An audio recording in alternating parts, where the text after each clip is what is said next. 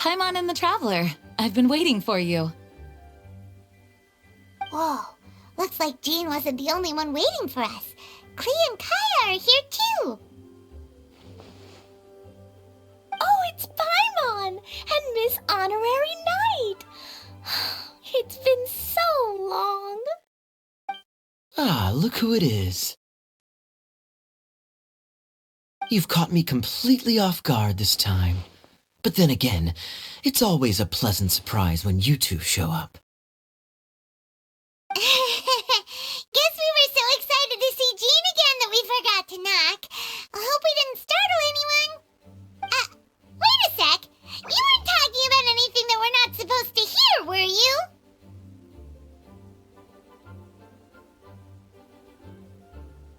Hey, stop pretending like we're doing food deliveries. It's been a while since we last met, but I can see you two haven't changed one bit. Don't worry, we weren't discussing anything confidential. In fact, we were just talking about you. Maybe we should let the star of the story explain it in their own words. Yeah! Let me tell it! A few days ago, I was reading Todoko Tales in the solitary confinement room when all of a sudden, whoosh! A letter came flying in through the window. Flying through the window? How does the letter fly? Like a bird does. It was flapping its wings. It could even talk. It said, well, it was a bunch of stuff I didn't understand. You couldn't understand? Then it must have been talking about how to avoid solitary confinement.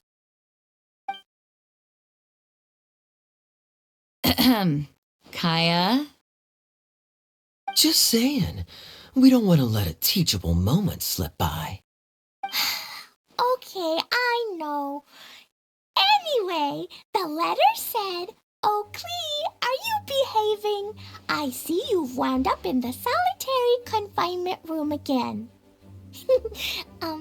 Sorry about that. Mommy is busy these days and can't take you out to play. But there's good news. I have a friend who has very kindly invited you to visit her. Oh, so the letter's from Alice. In principle, yes. But the issue is that Alice's friend lives quite far from here. The letter says that Mom's friend lives in Sumeru. The Knights of Favonius could never agree to send Klee off to Sumeru on her own, but Klee is rather intent on taking Alice's friend up on this invitation. Yeah, I really want to go. You see? So we were wondering, who can we send with her on the journey? Preferably someone who's a reliable hero and with a history of saving Mondstadt. Oh, so that's why you wanted to see us.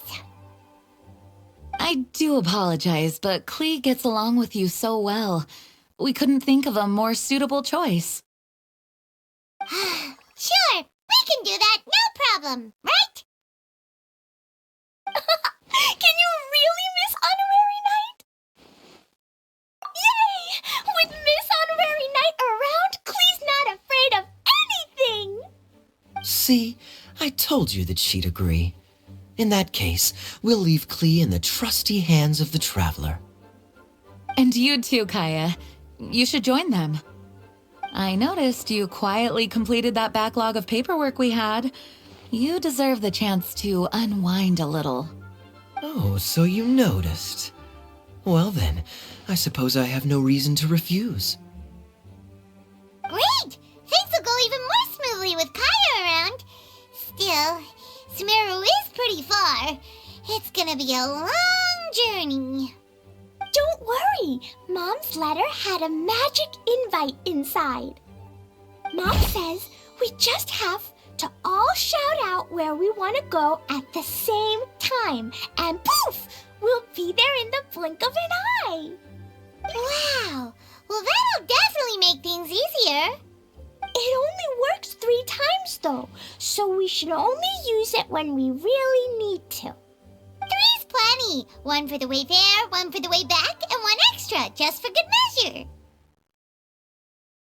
Sounds very mysterious. I still think we should use it sparingly.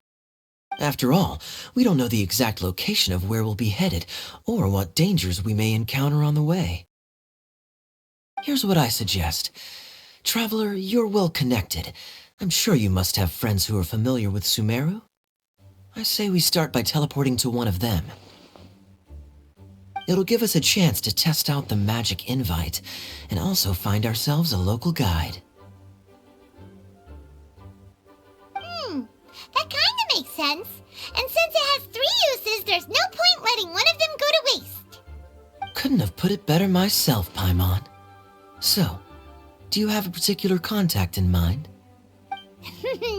Well, we need someone who's familiar with Sumeru and can be our guide, so sounds like we need a forest ranger.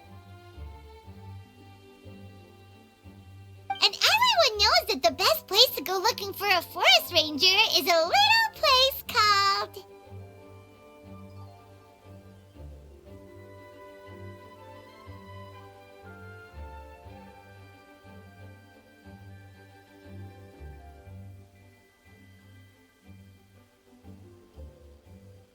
That's the one! Maybe we can get Tainari to help us. All right, Gandharvaville it is.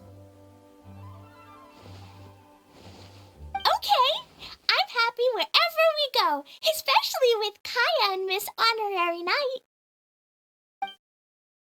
We should be on our way then. If you'll excuse us, Acting Grandmaster. Yes, let the wind lead. I wish you a safe journey. And Klee, I know. I'll be careful, I promise. Great! Okay, here goes nothing. Take us to... Gandharvaville! Gandharvaville. Grand Arbor Hill! Huh? No, it's not a hill! Ah, wait!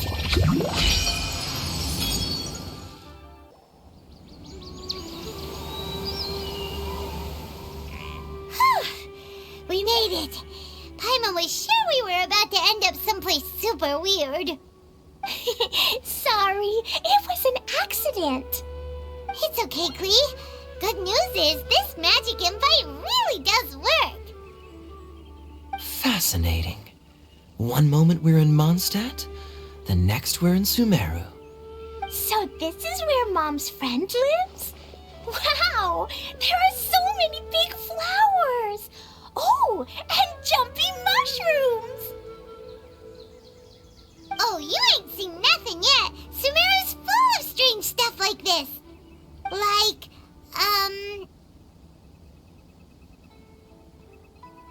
Oh, yeah. Paimon was pretty creeped out the first time we saw one of those. Listen carefully, Klee. Those jumping mushrooms are called fungi. They may look cute, but if you get too close to one, it'll try to hit you with its cap. Really? Okay, well, I'll hit it back with my cap. And then I'll hit it with the hood on my jacket, too. I'll definitely win if it's 2 hats against 1. As long as playing with hats doesn't escalate to playing with bombs. But Klee's our friend, so we should be able to convince her to keep this trip explosion-free. Right? Uh-huh. I'll be extra careful not to blow anything up. I'll try my best. Aw, that's very good of you, Klee. You're being very grown up today. Yep, I'm super grown up. I'm already the Spark Knight. Okay, Spark Knight. Well, keep up the good work, because very soon we'll be introducing you to a friend of ours called Tainari in Gandharvaville.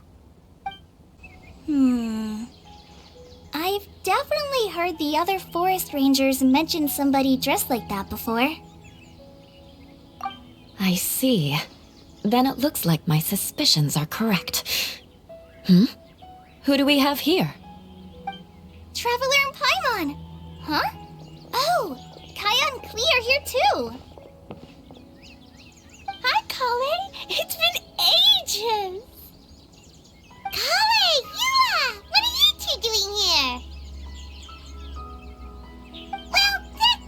one's really more for Eula. What a coincidence. I didn't expect to run into a fellow Favonian captain this far from Mondstadt. How's the vacation going? Seriously? Bring the whole crew, why don't you?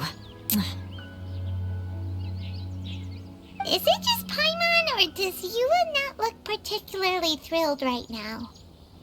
Oh, cool! Great idea! Let's go! If you're trying to accommodate me, there must be some misunderstanding. I'm fine. There's nothing embarrassing about running into colleagues in the wild. But earlier you were... Great. Well, I'm sure there's a fascinating reason behind why you're all the way out here in Sumeru. Do share it with us.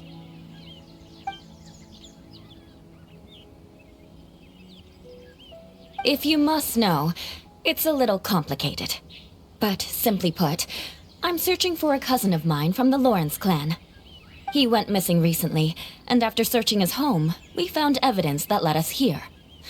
He appears to believe that somewhere in Sumeru lies the key to restoring our clan to its former glory. He came all the way to Sumeru for that? What was he going to do, enroll at the academia? I doubt he came here to learn. He's much too old to start getting a basic education now, and from what I know of him, I doubt he has any interest in intellectual pursuits. All he cares about is restoring his clan's honor. Nothing wrong with that idea in principle, but I'm not certain how fanatical he is about it. So, there's no knowing what lengths he might go to. As a knight and a member of the Lawrence clan, it's my duty to make sure he doesn't bring harm to others. Oh-ho. If this is true, then your cousin is quite a man of action. Traveling alone to Sumeru from Mondstadt is no mean feat. Nor is daring to make me personally concerned about his safety. He has no idea what's coming to him. You know, underneath it all, Paimon thinks Eula's a really caring person. Yeah, she's the best! She brought me some moon pie last time. He is family, after all. Anyway, I will make sure to find him and escort him safely back to Mondstadt. Now, back to you. How and why did you all suddenly show up here? I'm afraid that could be tricky. Master Tighnari is still at Partis the Eye delivering his lectures. He isn't due back for a while. But I think I'll be able to help out. The description in the invitation letter is vague, but I'm pretty sure it's hinting at somewhere in the desert. The desert? Does that mean Mom's friend is from the desert? I guess I'll call her Auntie Desert for now. I remember Mahamatra Sino once told me a strange rumor about that part of the desert. They say there's a secret domain there that can make all of your wishes come true. Wait. He said I should just call him Sino. I keep forgetting that.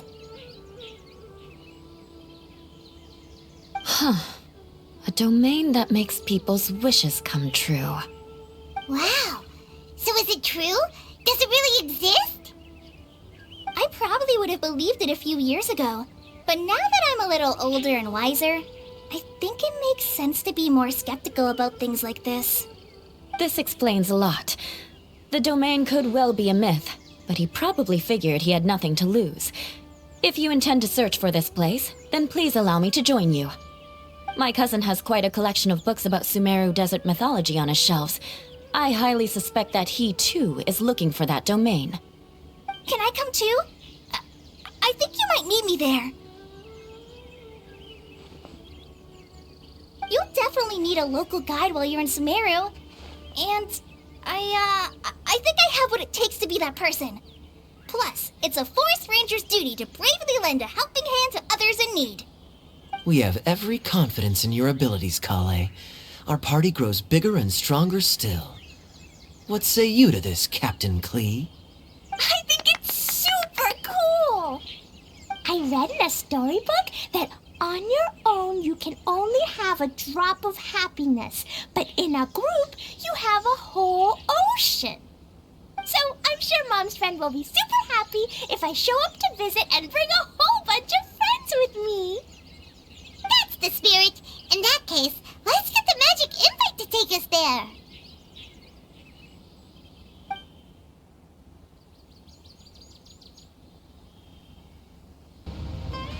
Whoa! This desert is huge!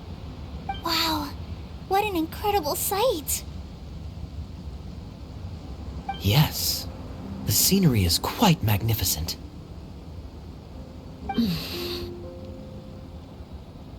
Are you okay, Eula? You don't look so good. I'm fine. Just taking a moment to acclimatize. The air here is much drier than in Mondstadt. This area doesn't look very habitable, and I don't see a domain entrance nearby either. Oh no. I didn't pronounce the destination wrong. Did I? I mean, I don't think I did. Nope, you got it right. It definitely wasn't your fault. I said Gundarvaville wrong earlier, but we still ended up in the right place. Klee's right. We're in the right place. There's no doubt about that. Phew. Maybe the entrance is hidden under a sand dune. Who knows? We'll just have to start by looking around.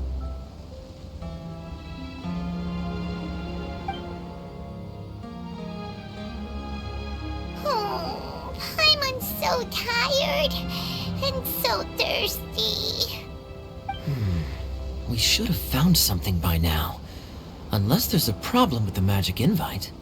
Huh? How could that happen? Uh-oh. Did I break it by accident? But I didn't do anything. Todoko will back me up. I'm innocent. It's definitely not your fault, Klee. See? Not even a wrinkle on it. Does Miss Honorary Knight have an idea? Ah, Paimon knows where you're going with this. Interesting approach. Assuming we're right about this magic invite. That is to say, if it was sent from within the domain, the invite likely has some sort of connection to it. Oh, I get it now. Plus, I know a super special trick we can use. What kind of trick? Can you teach it to us too? Of course. Mom said that if I ever need help, I just need to shout this out loud. Magic invite, Klee needs your aid. Do something now so Klee's not afraid. Look, something flew over.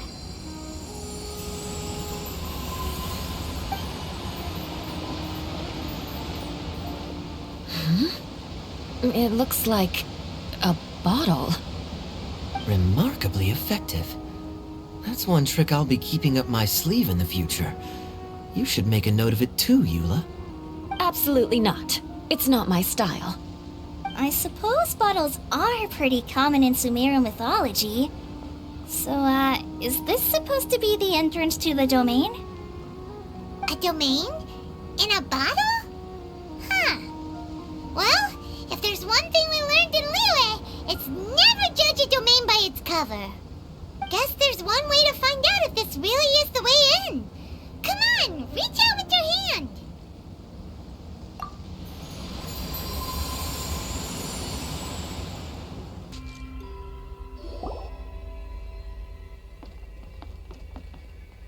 Look! There's a huge garden here!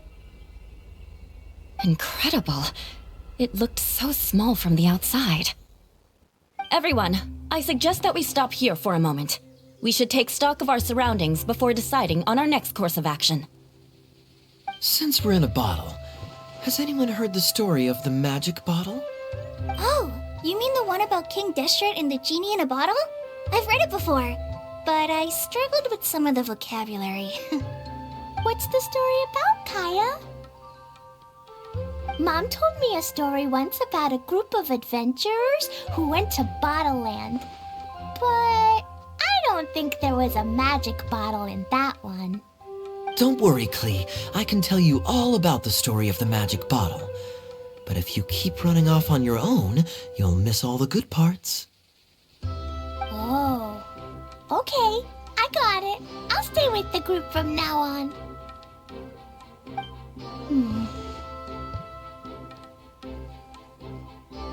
You sense it too, don't you, Kale? Something's not quite right. Yeah, the scenery here is beautiful, but it's too quiet. And there's no sign of Klee's Auntie Desert here anywhere. Maybe Auntie Desert lives way further down inside. This place is super big, just like Fischl's Immer Nachfreis. We still have a long way to go. Guess we won't know until we get there. Let's keep going. Hopefully we'll meet her soon. Wow, it's a big ball of water. I wonder what it feels like. Can I touch it? It's so big that we could probably pass straight through it.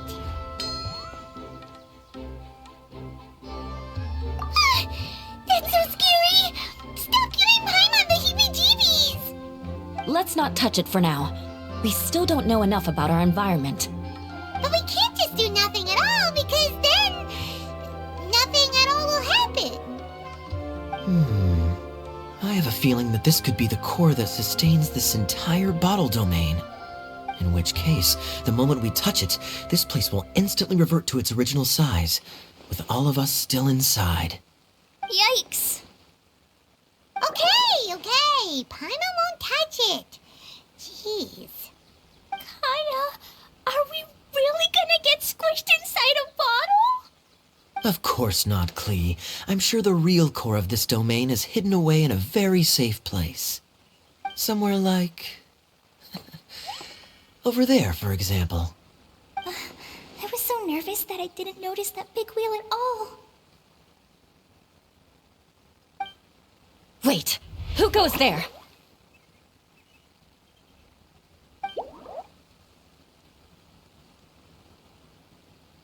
It's the water ball monster! Ah! The water ball monster is real!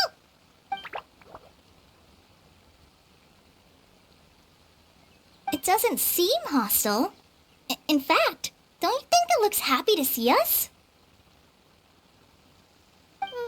Really? You sure it's not gonna gobble up Paimon whole?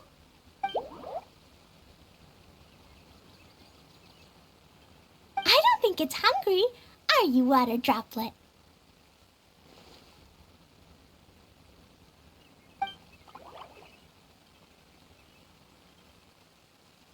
Oh dear. I don't know about anyone else, but I'm not understanding a word of this.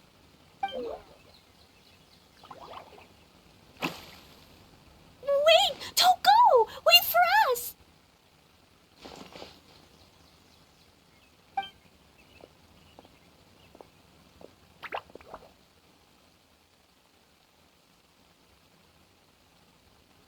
Why'd it stop? Maybe it can understand us after all.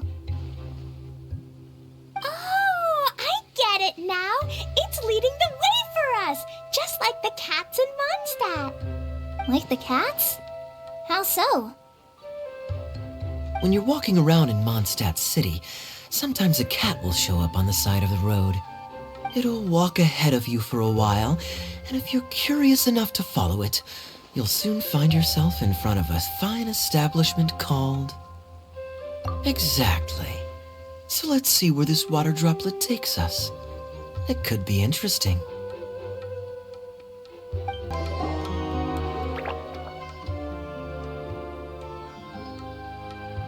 Huh? Another strange contraption. And there's a weird-looking wall over there. This kind of looks like that ball of water we saw earlier. Did the water droplet bring us here because it wants our help with something?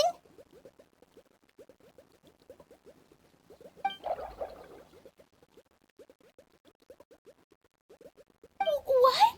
Your friend is trapped in the wall?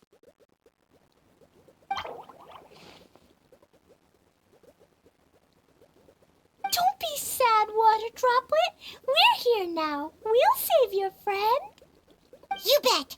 But how are we gonna save them? Do we have to break down this wall somehow?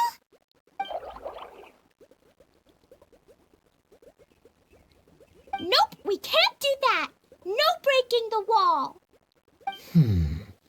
Do we need to find a key of some sort then?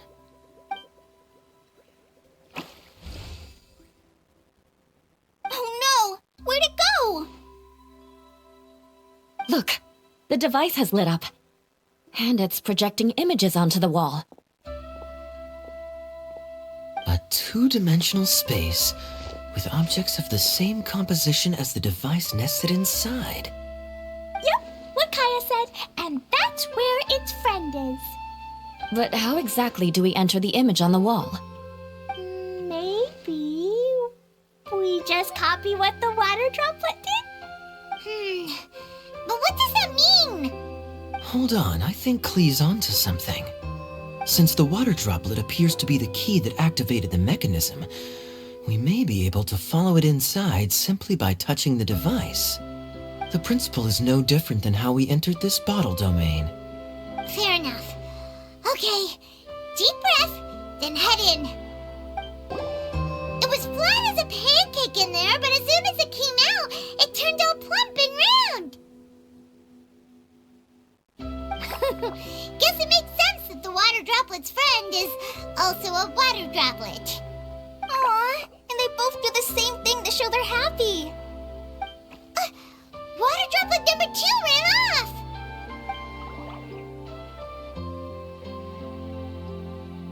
It's saying thank you, Miss Honorary Knight. That was a huge help. Traveler, how do you feel after entering that two-dimensional space? Any physical side effects? You sure seem fine to Paimon. Well, I'm just glad that you're okay. Good thing you is here to look out for everyone. Can't say the same for you though, Kaya. You were pretty quick to send the traveler inside. Hey now, I only suggested that because I was confident that the traveler would be fine. Water droplet, is there anyone else here besides you and your friend?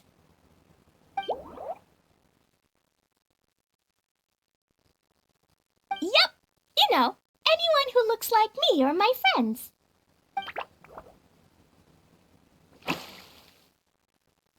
Oh, it ran off again. Hopefully this is a good sign. Amazing. Come on, let's follow it.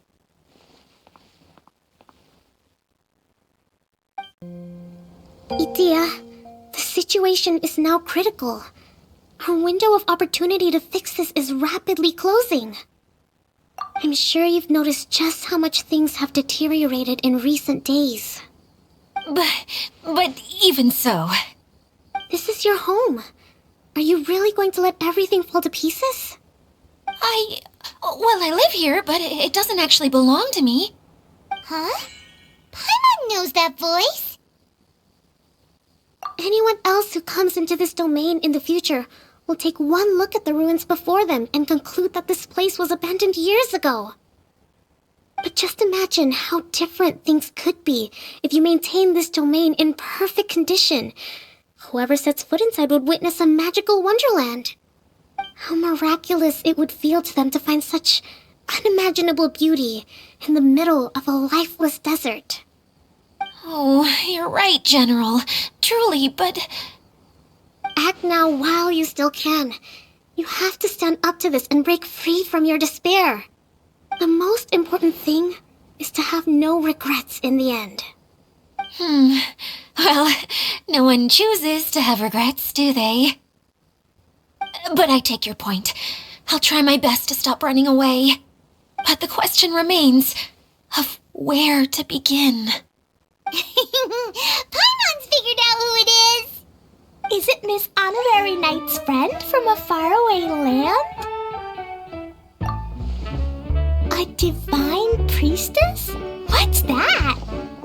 Is it a kind of mage?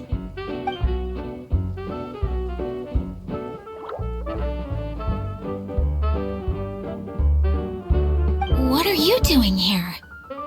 Huh? We have new visitors? Greetings! everyone. This is the Valurium Mirage, and I'm the caretaker, Adia. I'm so sorry that you have to see this domain in its current state of disarray. We are actively working on repairs, and everything will be back to normal shortly. I hope. Greetings, everyone. I guess I should introduce myself too. It's all right. Just leave the introductions to me. I kinda wanted to say hello in my own way. But no harm done. I guess I'll let her do the honors. This lady is a visitor to the domain, just like yourselves. She is a formidable military general. Have any of you heard of Inasuma's Onmyo Chamber? What chamber? Onmyo Chamber. It's an elite training academy for gifted students of Onmyodo. Practitioners are divided into 4 classes, A through D, and assigned the power of Shikigami based on their mastery of the art. Wait. This lady famously led the Class D underdogs to victory against the Class A favorites in the final mock campaign before graduation. An astonishing feat that few in the history of the Academy have ever achieved. Hence, formidable general is no exaggeration. Isn't that right, General? What's wrong?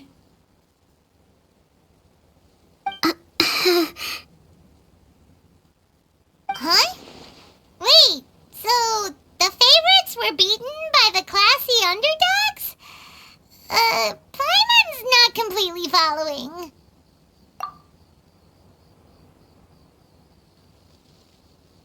That doesn't sound like the divine priestess Miss Honorary Knight was talking about. Uh-oh. Did she just get caught lying in front of someone she was trying to impress? Or maybe she uses a different identity in her private life, and this is the first time her friends are learning about it. Seems kind of embarrassing, but also kind of cool. I guess having someone else to introduce you is a good way to make an impression. Maybe I'd fit in better with everyone if I had a title too.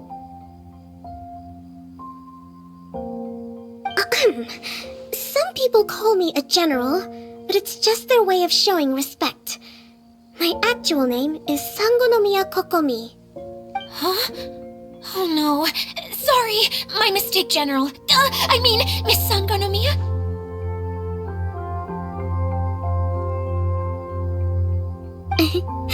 Call me whatever you like, Idia. The only important thing about names is knowing who's who. Oh, I get it now. It's like that story that Mom told me that time.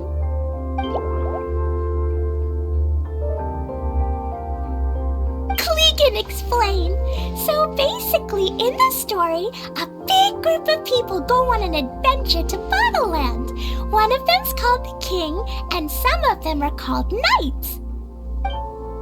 So, Miss Sangonomiya must be the super smart one who solves all the problems in the story. What's that one called again? Perhaps a sage? Indeed. Wisdom is an important attribute found in military generals. Okay, well, I'll just call you that. Miss General it is. Fine by me. Sounds really cute, coming from you. At least, cuter than my pen name, that's for sure. Well then, how should I address the rest of you?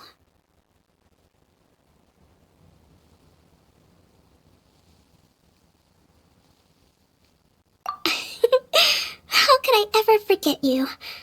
But what about these esteemed ladies and gentlemen accompanying you? I'd be delighted if you could introduce me to them too. Wait, Klee wants a title too. Okay, got it. Klee wants to be a mage, the kind that flies around everywhere. Da-da-da! Whoosh! Kaya can be the master thief. Miss Honorary Knight can be... the knight. And Paimon will be the fairy who follows the knight everywhere. Master Thief, huh? I did like playing pirates as a child, so I suppose this is an apt role for me. And I must admit, The master part is a nice touch. Hold on a second. Are you saying the position of knight is now filled? Eula can be the sword master who can cut through anything and also gets to wear a super sparkly cape. That's more like it. And Kale can be, the healer.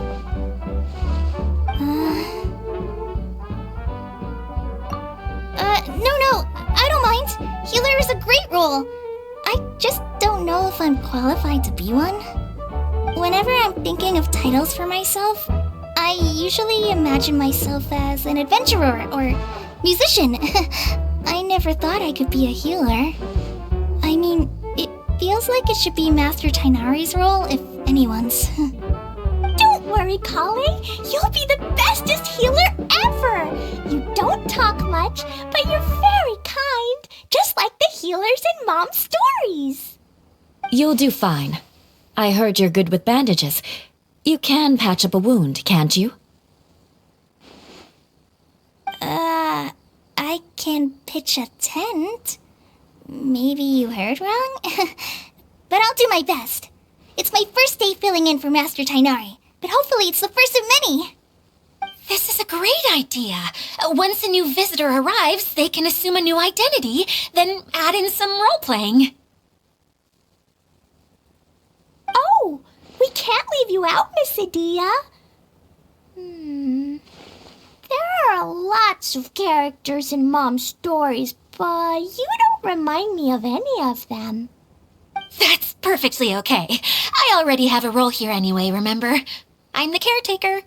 I got it! This wasn't in any of the stories, but you can be the mascot. Mascot? Klee, maybe you could think up an even better role for Miss Adia.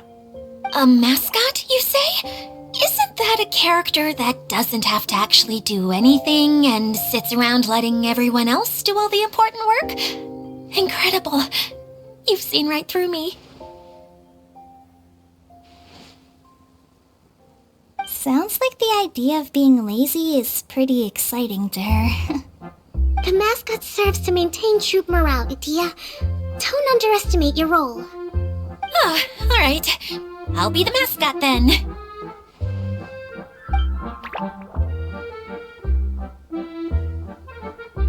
That's right. Thank you for bringing these new friends here safely. You can go off and play now. Thanks, Water Droplet. See ya!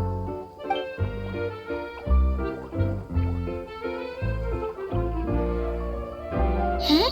Water Droplet? Is that your pet name for it? I suppose it's as accurate a nickname as any. We keep getting sidetracked, but I believe you were saying something about being in a difficult predicament. Is something wrong with the Valyria Mirage? Oh, yes, about that. I'm afraid the entire domain has recently sustained some significant damage. It was as if the whole world was suddenly flipped upside down. A few components went missing from the core, which sustains the domain, and the impact cascaded out from there. Needless to say, many things in the Valyria Mirage have now stopped working. Just days after I agreed to let my friend's daughter come and visit too. When she gets here and sees the state this place is in... Oh, so you're Mom's friend? Hi, Auntie Desert. I'm Klee. Here, I brought the magic invite, see? Huh? Wait, so you're... Look how dilated her pupils are. She must be very surprised. Yeah, and not in a good way. Mom's the one who sent me here. She's the strongest mage ever. She said that her friend lives in the desert. You live in the desert, so that must be you. Right, Auntie Desert? Ah, I see. So being a mage runs in the family. You're Alice's daughter? Oh, I just want the ground to swallow me up right now. Wait, that's it. I'll hide myself away in the core of the domain. Hide there until this all blows over. See you all in 100 years. Adia's really going through it. She's like a shriveled little forest fungus, hanging its head in shame. Kale, that's a harsh analogy. Where'd all that come from? Don't worry, Auntie Desert. Klee's here to help you. And all my friends will help too. Just take a deep breath, and then another deep breath, and all your worries will fly away. Yeah, don't you worry. Lady Fix-a-Lot over here has a good track record with this kind of thing. Well, I'm useless, but it looks like that won't matter with all you capable people around. Fantastic. Don't put yourself down, Adia. You're great too. Thanks for your encouragement. Anyway, for the time being, please talk amongst yourselves. That'll give me some time to think things through and maybe make a start on, delegating.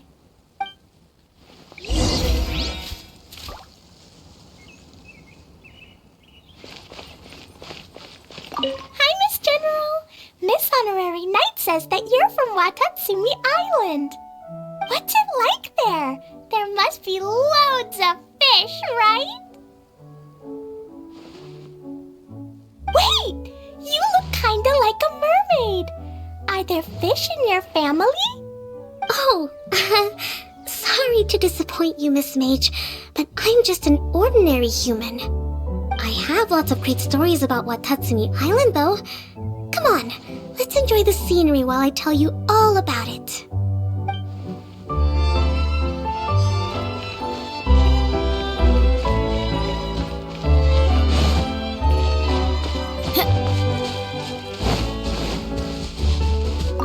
Feeling nervous, Kale?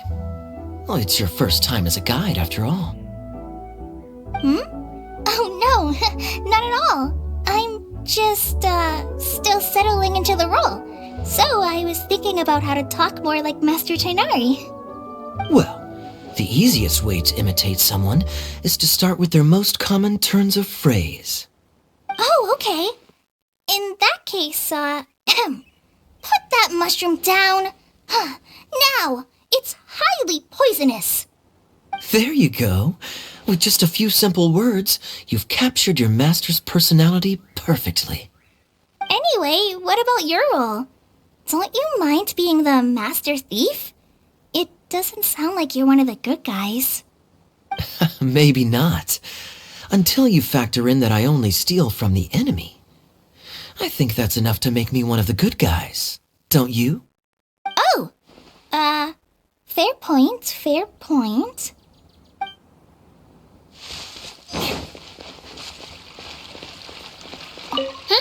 Who else has visited the Veloria Mirage recently?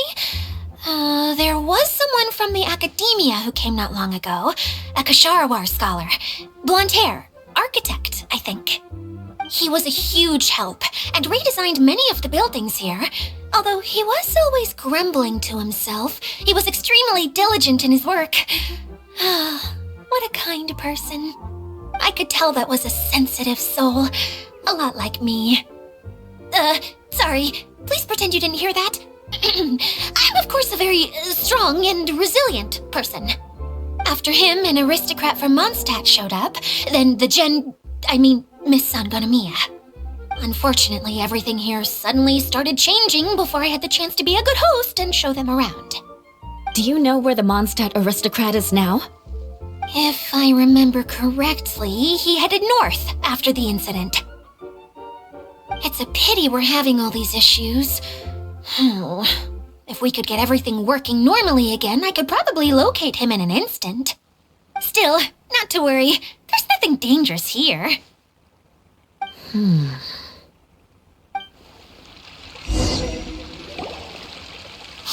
Idia, you got an update for us? We've all caught up with each other. Very well. Then please allow me, Idia, your mascot, to explain exactly what's happened here.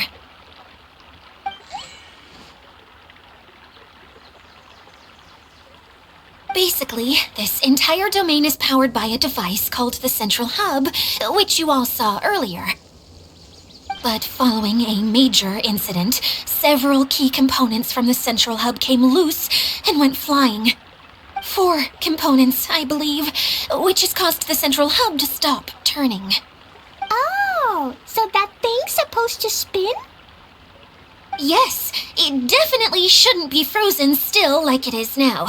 At least, that's not how it was when I first got here. Oh, I've done such a terrible job of taking care of it. It's so embarrassing. Hey, everything's gonna be okay. So, we need to fix the big wheel up there. And to do that, we need to find the missing parts. Right. I do know where one of the parts is. It landed not too far away. But the rest all landed in different areas. I'm afraid you'll have to go and look for those. Now, as the caretaker and your mascot, I shall announce your respective adventure duties. You can just be yourself if you want. No need to force the whole role-playing thing. Oh, I see. Okay, so I was thinking that maybe Swordmaster Eula and Healer Kale could investigate the northern zone, if that's okay? Fine by me. I was going to be looking for my cousin there anyway. I'll be your backup, Eula. I know you usually team up with Amber, so I'll try my best to fill her shoes. Oh? Well, this'll be fun. Let's see if a forest ranger can outperform an outrider. Master Thief Kaya and Mage Klee, if you could earmark some time in your busy schedules to search the west zone. Earmark? What does that mean? It just means we mustn't forget to do it. Don't worry. We can handle that. Finally, we have our general, Miss Sangonomiya, and our knight, the Traveler. If there's no objections, please come with me to retrieve the first component. All right, well, if anyone finds anything, come back here and we'll regroup. Please take care while you're out on the road and look after each other, especially our little mage here. You got it. I'll take extra special care of Kaya. I'll be on my best behavior. Okay, we'll leave it there for now. You two, please follow me. I remember seeing it just behind the central hub. So, how come you didn't bring it back when you first saw it? I'd have been more than happy to, if this one component was enough to fix the whole domain. But with 3 other components to find, I suddenly felt overwhelmed by how much work needed doing. Paimon kinda gets that. Taking the first step is always the hardest part.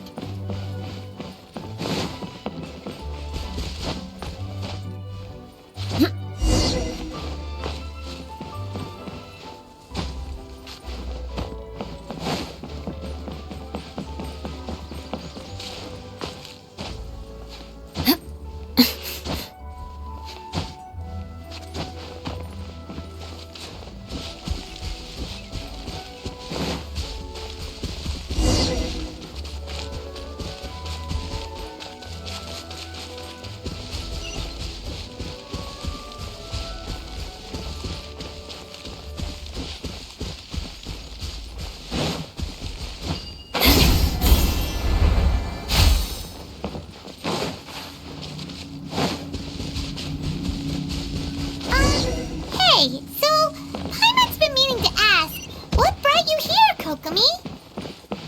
Oh, well, things have quieted down in Watatsumi Island for now. So I thought I'd take the chance to get out and see more of the world. You've traveled a pretty long way.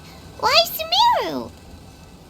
I figured that I needed to venture farther than usual to really broaden my horizons. Well, that's one reason anyway. I can explain in more detail another time.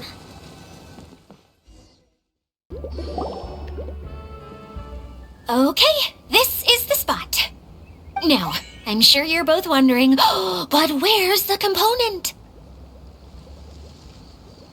There's nothing here. Oh, where could it be?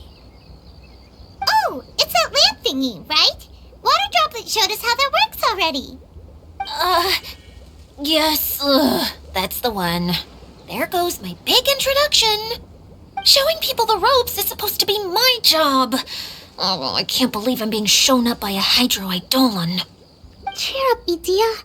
The Hydroidolin can give a basic demonstration of how to use things, but beyond that, it can't communicate. That's where you come in. Your descriptions can explain everything in full, vivid detail. Paimon forgot how persuasive Kokomi can be when she really wants to. Sometimes having a genius strategist around really comes in handy.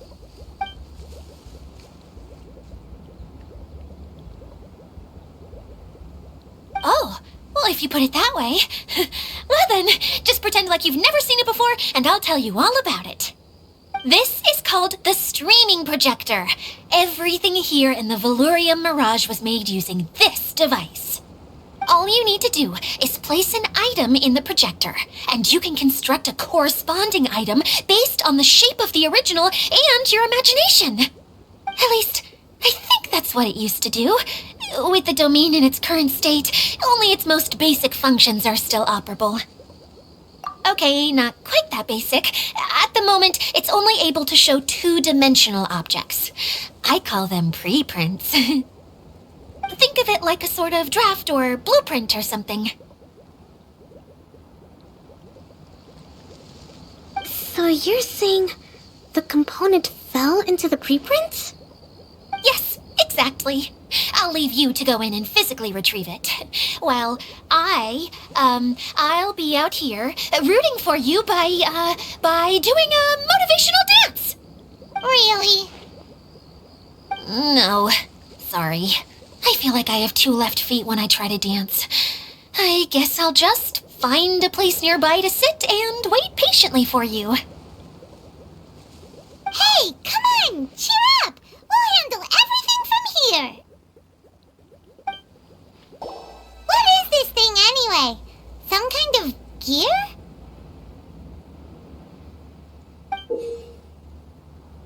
And why is it so small? It doesn't look like it belongs in that huge wheel. It's hard to explain, but I assure you that it's definitely one of the components. So that leaves 3 more components missing. Every journey begins with a first step. I think we're off to a good start, and things should keep going smoothly from here. You really think so? I suppose you're right. She did manage to defeat Class A at the Onmyo Chamber, after all. You don't need to keep bringing that up. Anyway, thank you for all your help. I'll take this and start trying to repair the central hub. You two may as well head back to town. Oh, why am I so clumsy? Once again, I was no help at all. The least I can do is try and handle the actual repairs.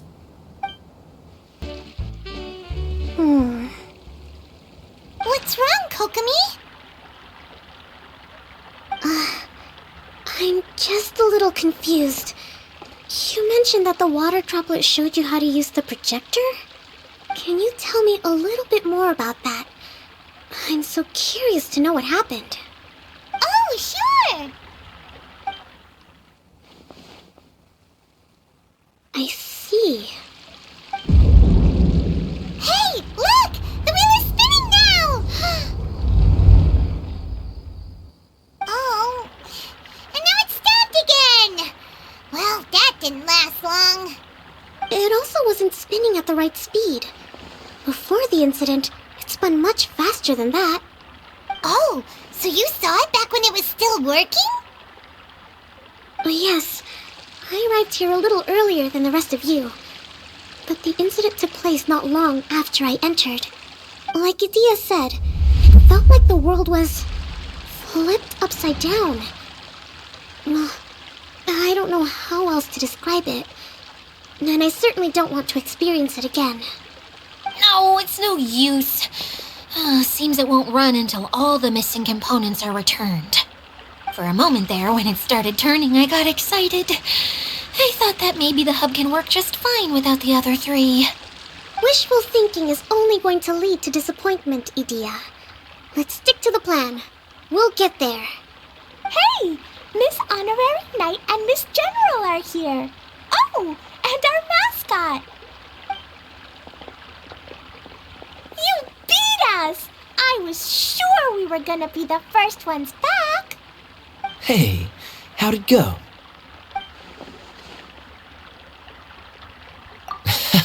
Impressive. I doubt you'd find many other knights of such caliber even among the Knights of Favonius. How about our master thief and mage? Did you find anything? You bet! We made a huge discovery! The place we were trying to get to was blocked off. We couldn't see anything past it, and there was no way around. But then, just now, a huge canyon appeared out of nowhere, so we hurried back here. It appeared just now? Come and see, Miss Honorary Knight. Let's go on a canyon adventure. I'll sit this one out. I'm beat after trying to make those repairs. I need to take a break. Miss General, you should come too. You can hide behind me and give me smart advice while I protect you. Wonderful. It would be an honor to serve as advisor for our young mage. Let's go!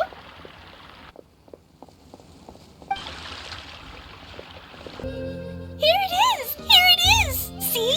This canyon wasn't here before. Just before the canyon appeared, I heard a faint sound, like something mechanical turning. Ka-chuck, ka-chuck, ka-chuck. Could it have been the central hub? That would mean this canyon appeared after it started spinning.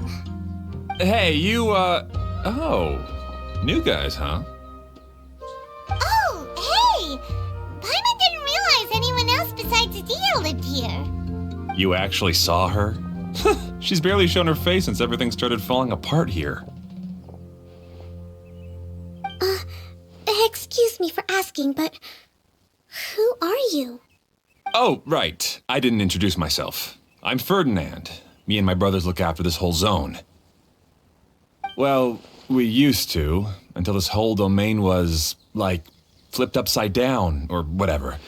The method we were using to make the carts and tracks stopped working after that.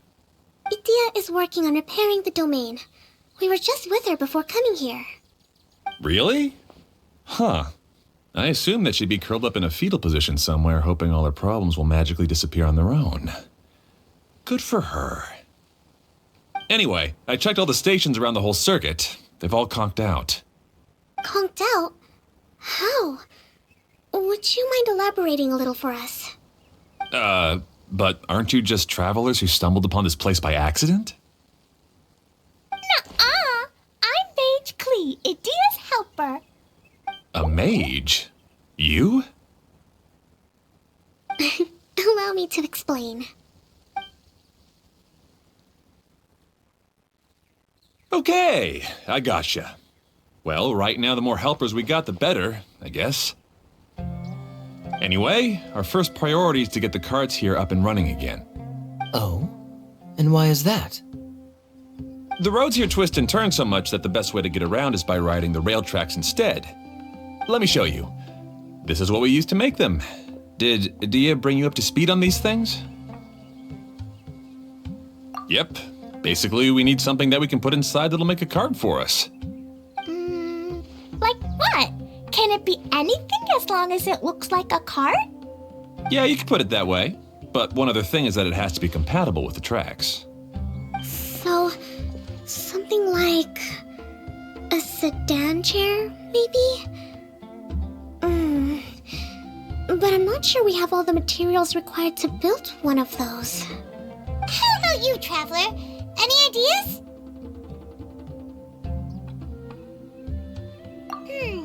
That would solve the issue of materials. Wood's no good. A rickety wooden cart would be too dangerous. Really? Hey everyone, come and see what Klee made. Ta-da! Look! I made a cart! Wow! Amazing work, Klee! Whoa! It fits the track like a glove, too. Plus, it's a heck of a lot cuter than the ones Dia made.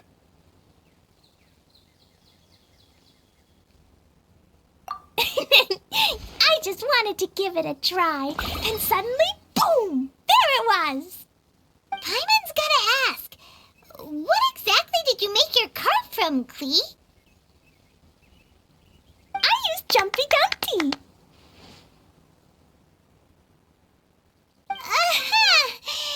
Thought so. Is there a problem or something? If not, then let's get ready to leave. It's just, this cart is made from,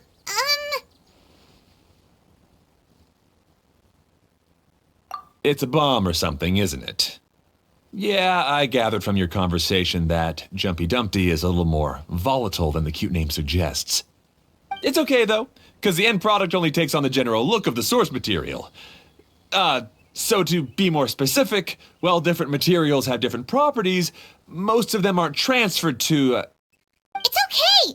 No need to delve into the theoretical stuff. Paimon just wanted to make sure we aren't about to end up like the, flying fish of Starfell Lake. Huh? Can we ride the cart now? In a moment. We need a hydroidolin to power it up first.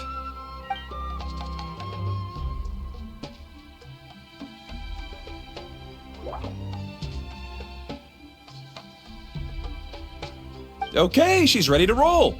Hop in.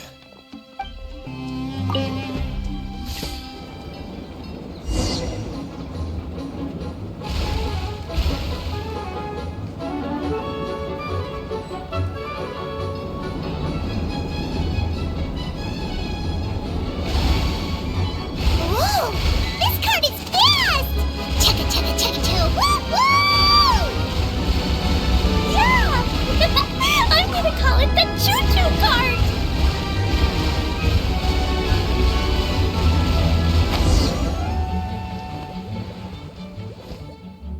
The track is damaged up ahead. We need to make some repairs before we can go any further. Yep, looks like it's all reverted to a preprint state here. Do you know why that happened? Everything in this domain starts as a preprint and only takes shape after being illuminated by the streaming projector. But the hydroidolin that forms the tracks here has been trapped in the print. So someone needs to go into the preprint and rescue the hydroidolin, right? But the projector here is sealed off by a giant bubble!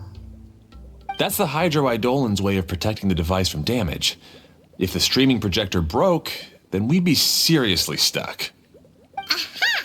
So for step 1, we need water droplet to help!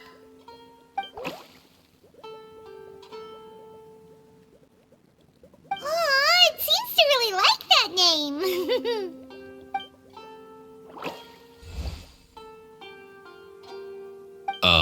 Any volunteers for step 2? Leave that to us! We know what to do!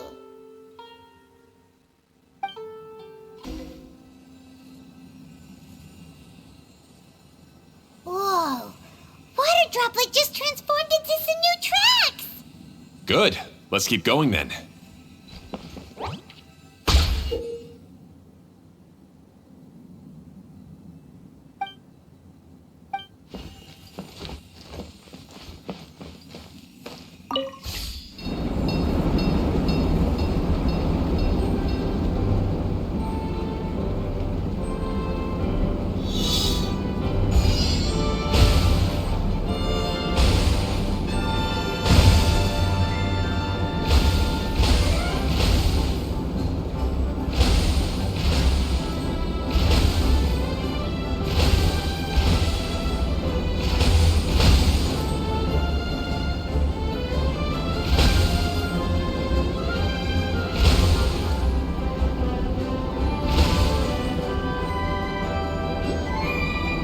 Hey, Ferdinand!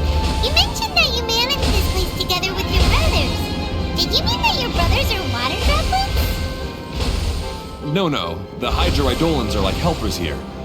As for my brothers, well... those two. You'll meet them soon enough.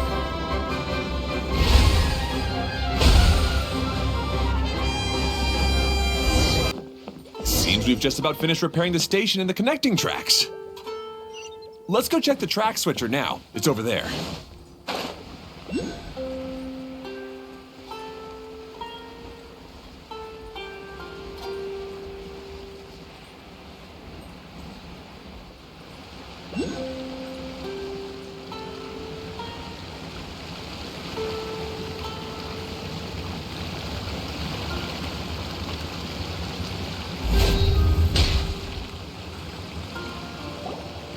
Oh, there's another spinny thing here. It's so big. But, not as big as the one we saw in the middle of this place. That one was huge. I bet it's something super important. I remember what Kaya said earlier. Very good, Klee.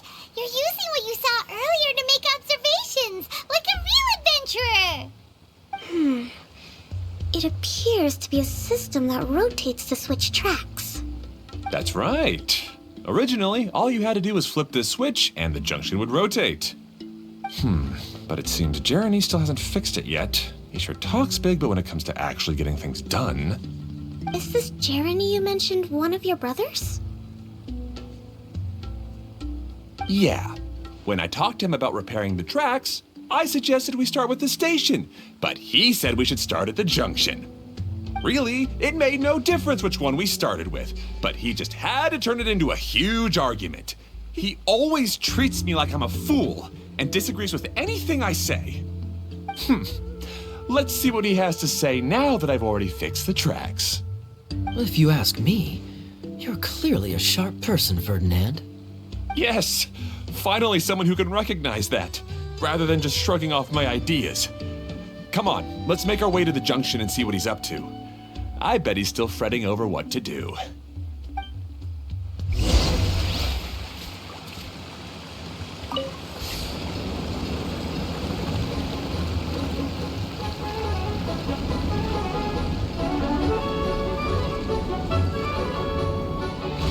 Sometimes I can't help but get angry just thinking of Jeremy. You should have seen him back in the sandstorm. I suggested we go east, and he argued that we should go west. You were in a sandstorm? What happened after that? We separated and each went our own way. Lucky for us, we stumbled across this domain. Otherwise, I'm sure we would have been buried in the sand.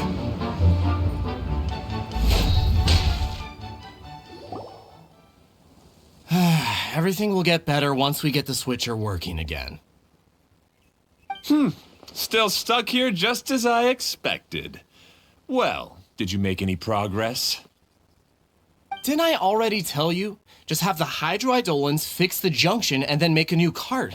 After that, we can use the junction to... Wait a minute, how did you get here? It took a lot of effort for me to climb all the way up here.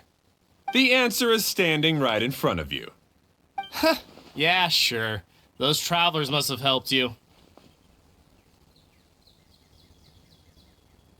You never get anything done on your own. You always get someone else's help and then try to take the credit for yourself. You're one to talk. What have you managed to accomplish, huh? You were here just moping around all day. Whoa. They started arguing the moment they saw each other. But aren't they supposed to be brothers? Me? His brother? Hardly. All right, Jeremy. That's enough. Fine. I'd rather be focusing my efforts on fixing the track switch rather than arguing anyway. You should calm down too, Ferdinand. Let's all focus on the situation at hand. Any personal problems can be settled later. Fine.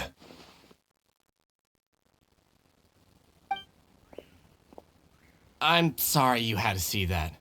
My name's Jeremy. I'm one of the people responsible for taking care of this area. I assume you're the ones who helped repair the tracks. Thank you very much. It means a lot. No need to thank us. We're just trying to help Edea restore the domain. I see. Now that you and Ferdinand brought the cart up here, we'll need the hydroidolins to fix the area below. Them again, huh? Seems the hydroidolins are really important around this place. Yes, of course.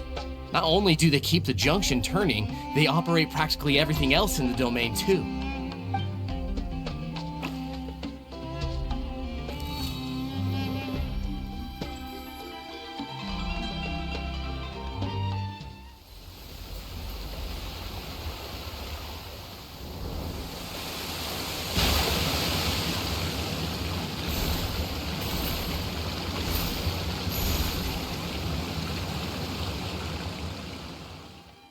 All right. Seems most of the tracks and junctions have been repaired now. Yep. So maybe it's time you give credit where credit is due, What? You think you deserve the credit? If anything, we should be thanking these travelers. You... Well, either way, you're not the one getting any credit. You're always quick to criticize my ideas and push your own, but you never actually get anything done. And what about you? Don't forget it was Hado and I who took care of the mess that one time you impulsively tried one of your brilliant ideas. Speaking of Hado, wasn't he with you? I left early this morning. I assumed he'd be with you. Seriously? Couldn't you have at least looked to see where he was before you left? Hey, come on! You didn't see him either, so what's your excuse?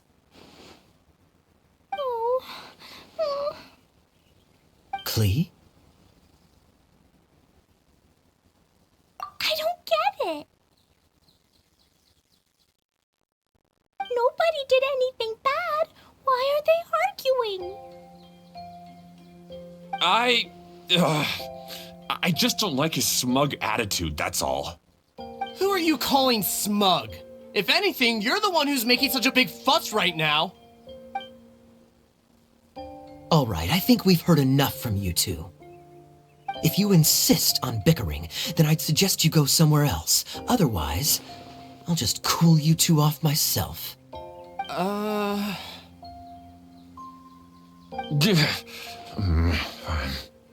Now, come with me. I'd like to have a word with you. Phew. Don't be upset, Klee. There are many complicated situations in this world which don't always have a logical explanation. As a passing traveler here, it's not my place to comment on their disputes. But in my experience, family issues can be the toughest to resolve. Seems you don't like dealing with this kind of thing either, Kokomi. But it's still not right. I don't know how to explain my feelings. I'm sorry. We've calmed down. You shouldn't argue in front of a child like that. We're sorry, Klee. It's okay. Back to the topic at hand. Weren't you about to go look for your brother Hado? Ah, right. Our best guess is he's somewhere around the torrential twister. We would have to use the junction to send the cart to another area. Sorry to trouble you again, but would you help us find him? Oh, all right. Hey,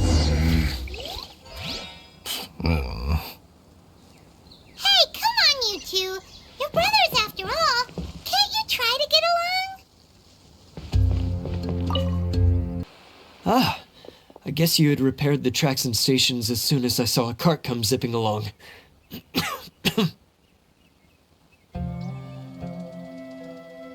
Now that the tracks, station, and carts are all repaired, we're about ready to reopen Torrential Twister. It'll be good to see my design back in action again. You're in no condition to be out running around like this, Hado. Yeah, but these are unusual circumstances. That's true, but you should stop to think things through. Exactly. If there's anything that needs to be done, you can just let Ferdinand and I take care of it. You and Ferdinand? Together? It would be a miracle for you two to do anything together without fighting. Hey, that's between Jeremy and me. No need to add fuel to the fire, okay? I'm not trying to make trouble. I'm just saying. Hey, Ferdinand? Oh, don't worry. We're not arguing, Klee. We're just, discussing some things. Are you and Jeremy worried about Hado? Why don't you just talk to him about it? Kaya's also worried about me sometimes, but he doesn't ever criticize me.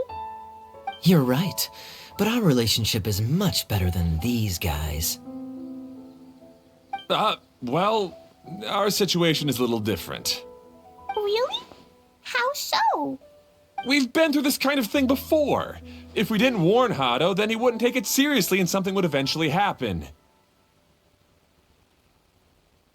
As his brothers, we have to help him. But it doesn't look like you're helping. Huh? Maybe Klee doesn't understand everything. But my mommy told me that you help someone to make them feel happy, not to make yourself happy. Hado sure doesn't look very happy. Why don't you ask him what he needs? Klee's right, you know. You three need to open up and talk things through. You are brothers after all.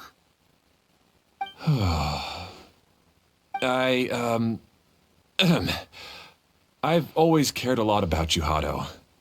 Just like when we were back in the desert. You suddenly passed out and Jerene and I started arguing. Eventually, all three of us ended up in this domain. I'm just worried that something similar could happen again. If you were to pass out and with nobody around to help you... I know, but this domain is nowhere near as dangerous as the desert. I was thinking that if I could handle these problems myself, then you two wouldn't have to argue about anything. If it weren't for my poor health and lack of energy all the time, then I wouldn't have always been such a burden on you two. No need to feel guilty, Hado. This was our choice. The three of us love adventuring. No one is a burden on anyone. Isn't that why we came up with the idea for this area? I would do the thinking, Ferdinand would use his muscle, and you would... Draw the blueprints and build tracks. It'll be a safe way to see all kinds of amazing scenery. Yes, that was the plan. See? Doesn't it feel better just to get along? Hey, what are you trying to say? You make it sound like I've only been trying to talk myself up. The choo-choo cart is great, Ferdinand. Really? You know, Klee, having the car zip along the tracks was my idea. Yeah, what an amazing idea. You're so smart. Hey, Klee, do you want to ride even more fun carts? Yay! Let's ride more! Looks like all three of them are trying to win Klee's approval now.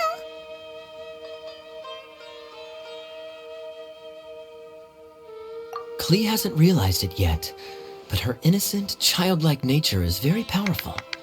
It can inspire and even help heal others. Hey, everyone, please come with me. We need to get the Hydro-Eidolon in the cart to help us.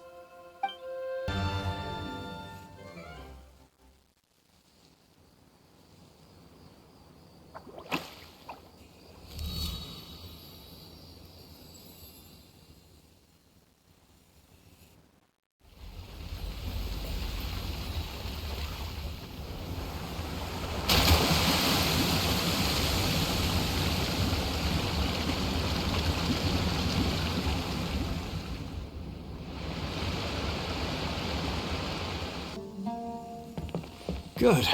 Torrential Twister is ready to run now. Let's go to the station at the start of the track. Hado and I have double-checked everything. It's all operating safely. You can go for a ride now. Hold on a sec. Before we say goodbye, I have something I'd like to give you all. It's a rock climbing rope. We used it on our adventures to climb mountains and traverse many places.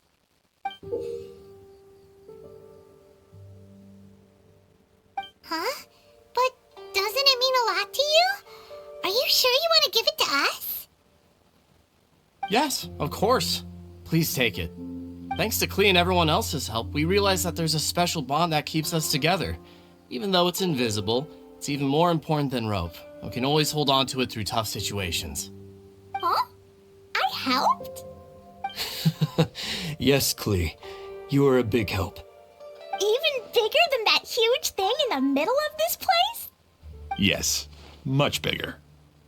Wow, that's huge! I'm so happy.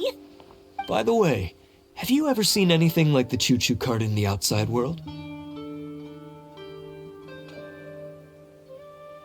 Nope. Today was the first time I rode anything like it. Is that so? I guess I'm not surprised. Seems you won't find Torrential Twister anywhere else. Be sure to come back and ride the choo-choo carts again while you still have the chance. Yep, I will.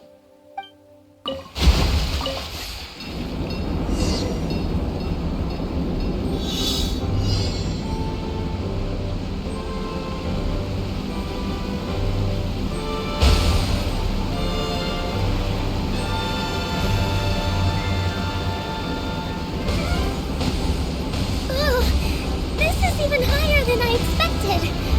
The drops are pretty steep too. Are you okay, Kokomi?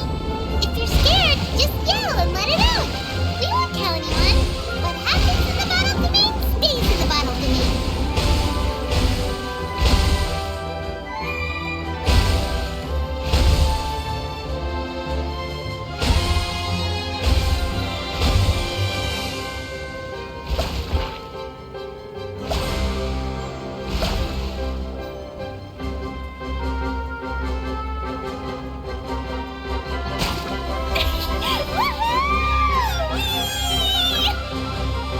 Looks like Klee's having the most fun.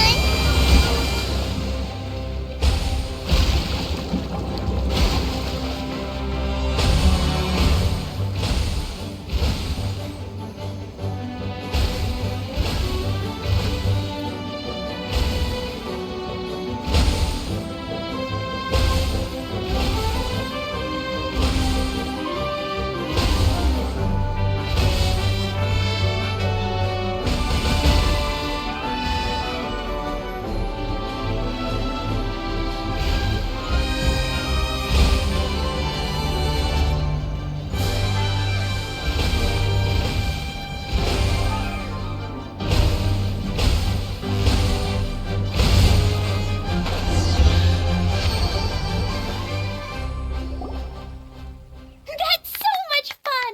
Klee can fly across the sky like a real mage now. Guess that sort of makes sense. Wait, but if being able to fly makes you a mage, what does that make Kaya, since he's here too? Nothing! Kaya's just the master thief. Don't you remember, Paimon? Oh, right. Guess it slipped Paimon's mind. Sorry to bother our young mage, but there's something a master thief would like to report. Do you still remember our mission? Uh-oh. I was having so much fun that I almost forgot. We're supposed to be helping Adia look for the missing components. But don't worry, I've already got one. You mean you snatched it when we weren't looking? I didn't have to go that far. In fact, the component we were searching for was actually that orange rope. If anything, you could say it came right into our hands at the right time. Let's head back and give it to Adia. Aw, do we really have to go? Okay. Even though I want to keep playing, I know Adia is really important. That's our wise mage. Don't worry. Tonight, you'll be able to see stars in the water and watch fish dance in the sky. Seems Kokomi's out of it after that ride. Her face is completely blank and her lip was trembling while she was speaking. Maybe we should have a rest for a while.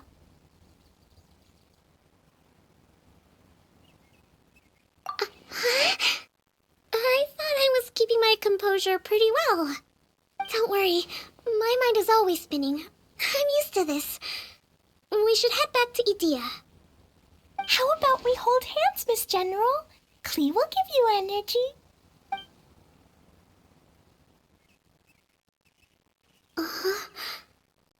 After holding Klee's hand, the stars in the sky and the fish in the water have all disappeared.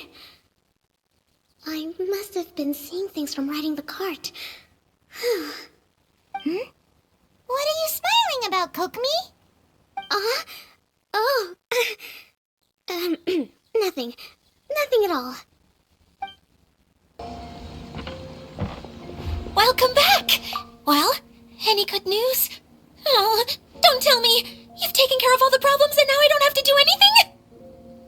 Yeah, we even rode the choo-choo cart. Do you want to come ride too? But maybe you'll have to wait till tomorrow. I'm a little tired now. Seems she had a little too much fun and now she's about to crash.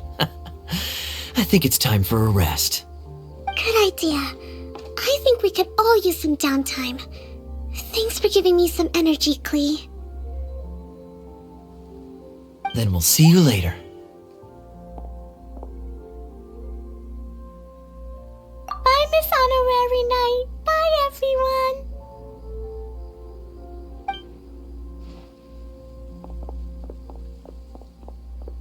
Well, it sounds like our young mage enjoyed herself. I'm so happy that she had a good time. So, back to the missing component. Did you bring it? You bet! Kaya said that the missing component was this orange climbing rope. Ah, it just occurred to me that you probably ran into the three brothers while you were in the canyon.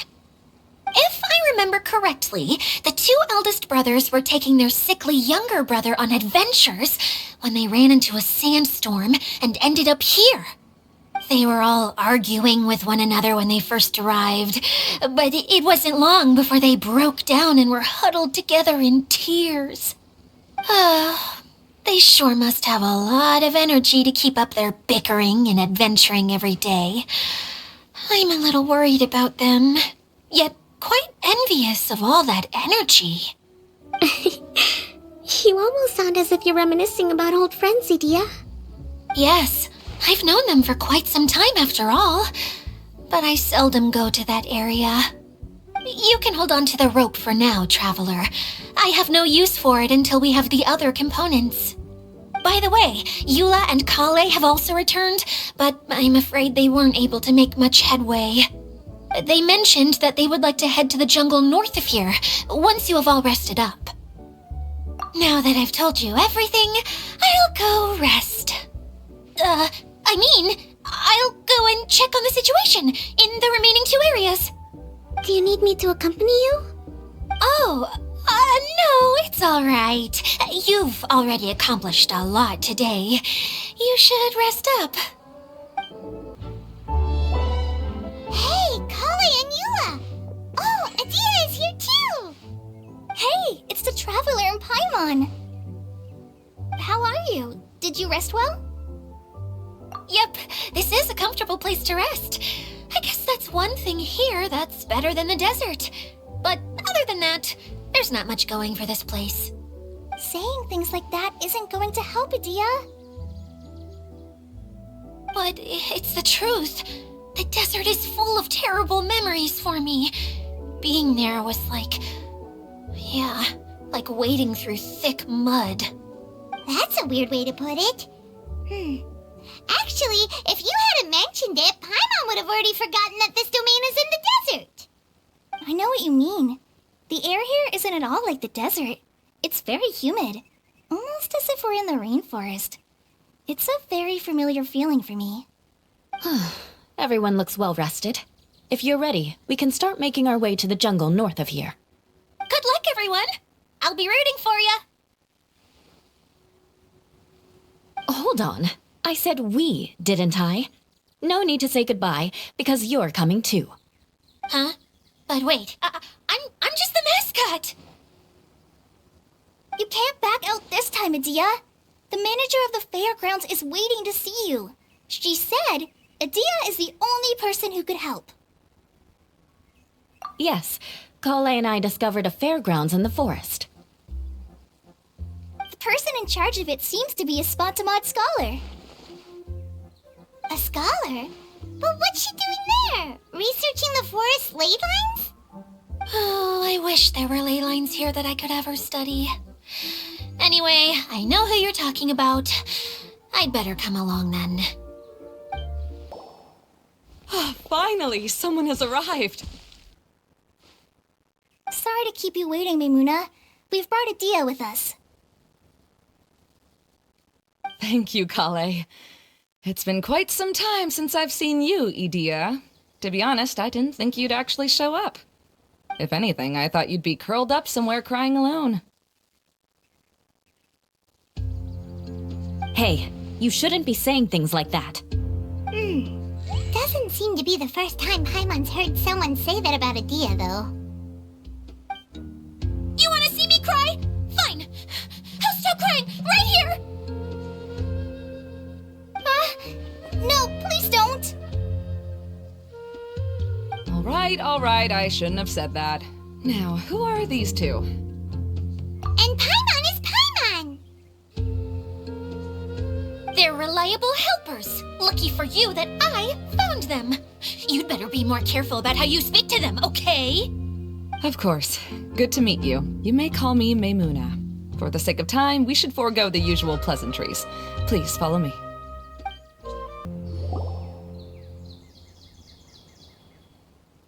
Wow! Look at that huge tent! Amazing, isn't it? I helped make it. What fun would a fairground be without a tent, right? Really? Paimon knew you couldn't be so pathetic. You just act modest all the time to hide your actual abilities. Huh? What is it, Kale? Sorry. I'm not sure if I should tell you. I'm afraid it might dampen the mood. That's not important. Please, just speak your mind. Well, there are lots of vendor booths set up here, but there's no one running them. In fact, there's no one at this fair at all. It looks pretty deserted. The truth is, this used to be an exciting and bustling place.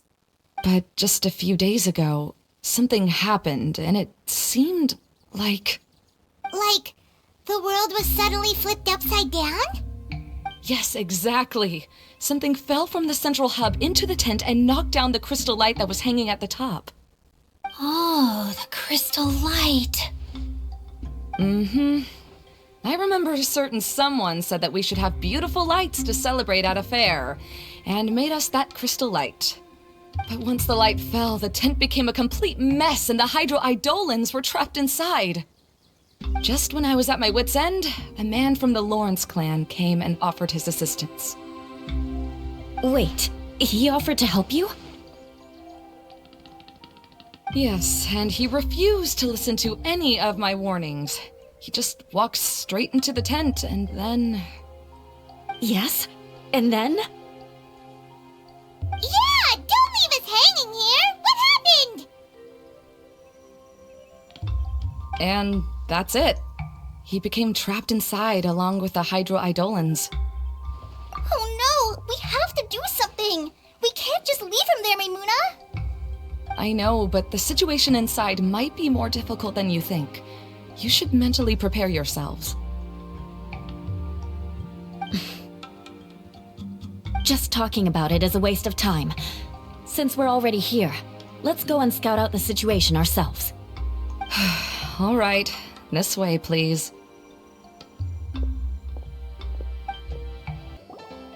There used to be a large stage inside, but after everything got shaken up, it seems the very nature of the entire place was altered.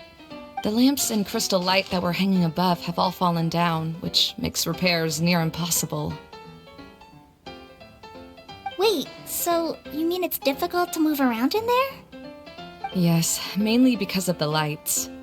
Do any of you have experience being on stage? Once the stage lights turn on, everyone's attention is focused on you. I can't stand that feeling.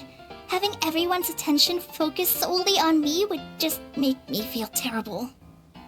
Me too! I'm no good at speaking in front of people. And then to have everyone staring at you. Oh, just the thought of it makes me shudder. Sounds like you have some things you haven't been able to let go of yet. Please don't laugh. I'm trying my best to change that, but there are still some things I can't overcome. Like when there's a lot of people around, or when people are staring at me. No, there's nothing funny about that. And you know what? It's not a bad thing to care when other people are looking. That's my opinion anyway. Think about it. Only people who have high standards for themselves would worry about failing to meet others' expectations. You have many good qualities, Kale. I bet if you had to learn dance since childhood like myself, then you'd be an even better dancer than me. No way! That would be impossible. I can relate. I know exactly how she feels. Maybe we should find a time for you to learn with me. And one day you will become an outstanding dancer too. By that time, you'll be so focused on performing your beautiful moves that you'll no longer worry about an audience watching you. Wow. Eula's so passionate about this that she's practically glowing now. Really? You do that? You wouldn't think I look stupid and secretly laugh at me, would you? You really think I'm that kind of person? Fine. Vengeance will be mine. Oh, no! Of course not. Alright, please teach me. Seems there's no need for me to warn you again. Anyway, you just need to open the curtain and you'll be able to see the stage.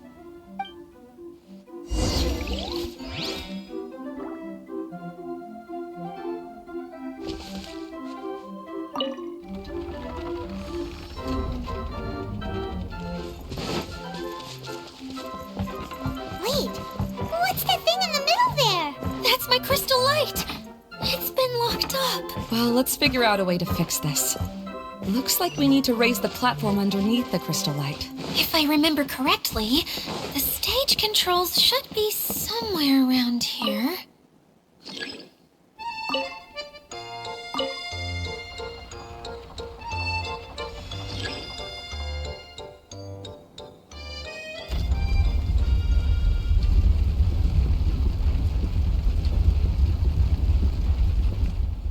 It seems we have to use the colorful lens to make the light change colors. That's one way of shining new light on the problem. Hey, Maimuna? Do you happen to know someone named Sino? No, never heard that name before.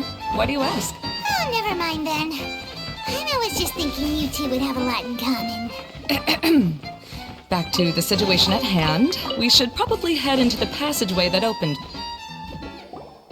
Hello? Is anyone here? If you can hear me, please help! Lessig Lawrence? Who are you? Who has the audacity to utter my full name? You sure don't look like you're in any condition to be talking like that. Yep. He's a member of the Lawrence clan, all right. Even though he's hanging on by a thread, he still insists on clinging to meaningless etiquette.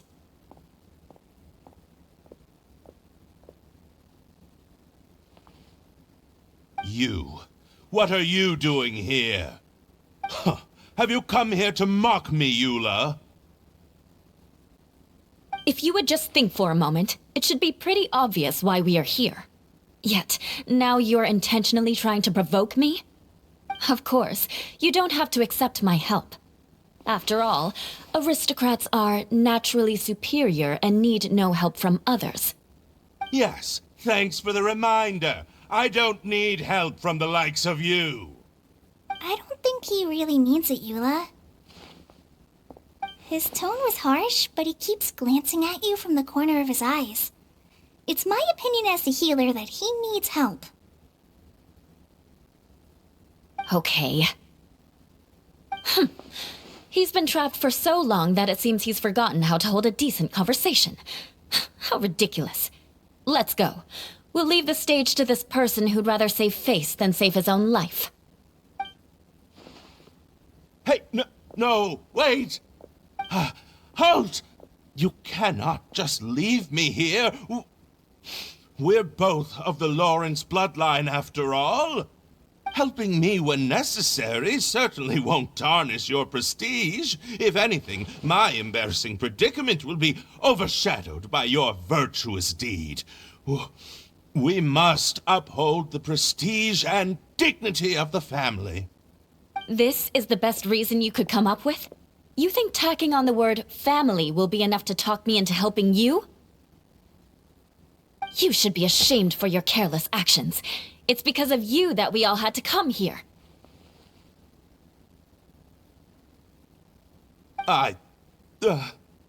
Seems everyone in the Lawrence clan is this way. They'll do anything to save face. All right. Looks like it's time for the mascot to step in. Here you go. One for Eula and one for Lessig. What is this? Candy? Thanks. Oh, the smell. It's just like the aroma I smelled coming from the lens. Yes, that's right. Enjoying something sweet always lightens the mood. Oh, thank you, Miss Mascot. I certainly do feel much better now. So he's willing to thank someone else, but not me. Eula has been worrying about you the past few days and asked me several times regarding how to find you. But now that you two have been reunited, I won't have to keep answering her questions anymore. Oh, I'm so happy. Let me clarify one thing. I don't care what happens to him. If you're going to keep saying nonsense like this, then... Eula will never admit that she actually cares about him. Yeah, you're probably right. If you're going to keep saying nonsense like this, then at least give me another piece of candy. Oh, sure. I still have more. Sorry. I admit my mistake. I know I've caused heaps of trouble for all of you. Why couldn't you have just said that earlier? I'm back. Oh? Have you already finished catching up? Why are you all looking at me?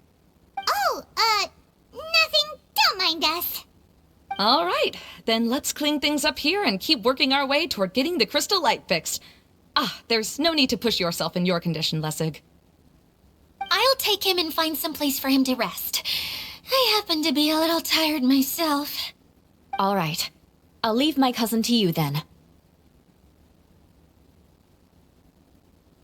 You'd better rest up and regain your strength before we settle things, Lessig.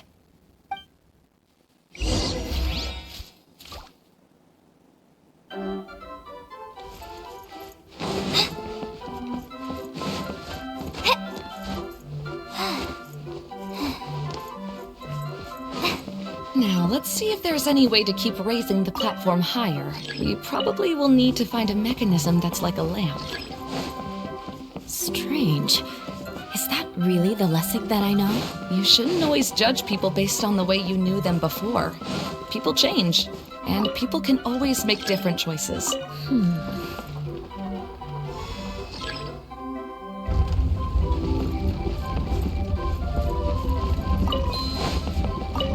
Oh, look! There's a water droplet over there! A hydroidolin! It must have been trapped in the curtain, but at least it seems to be okay.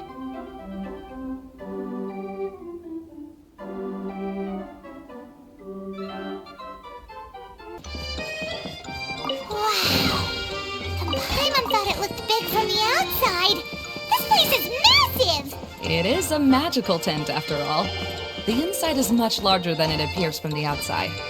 Haven't you heard stories with this sort of thing before? Oh, another path has appeared! This should be the last level!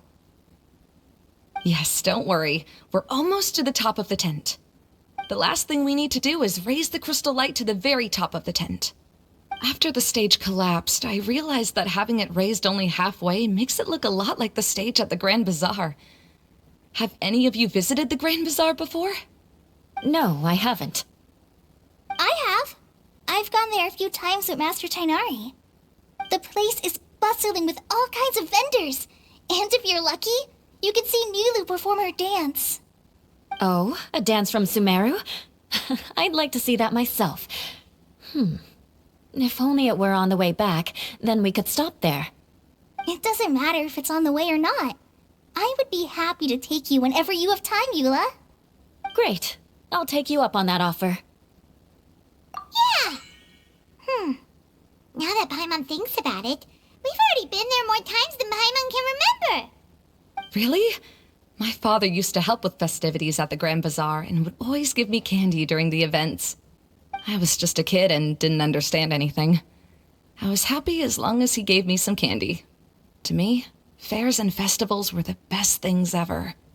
I always thought my father was amazing and wanted to be just like him when I grew up. But aren't you a scholar in the academia, Maimuna? As far as I know, scholars seldom could spend time doing anything but research.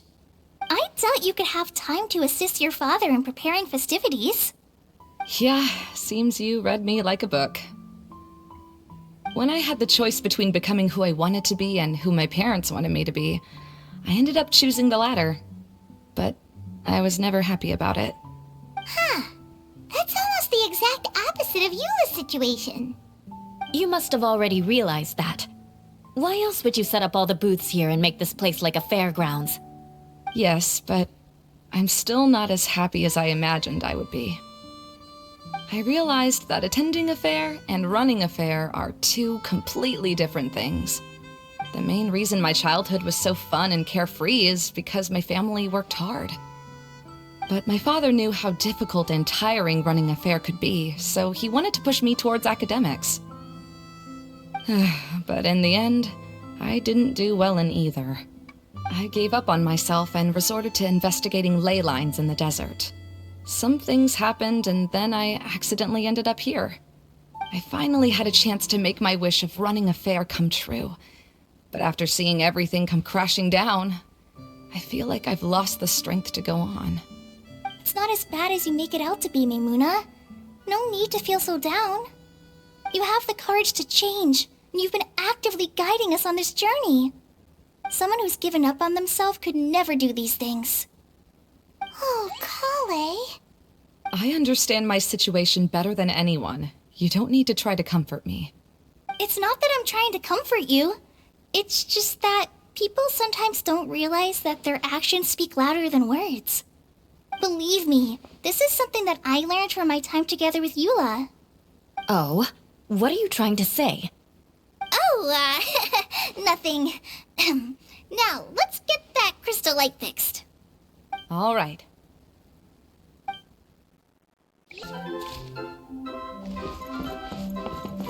If we're going to raise the crystal light, then we need to open the top of the tent.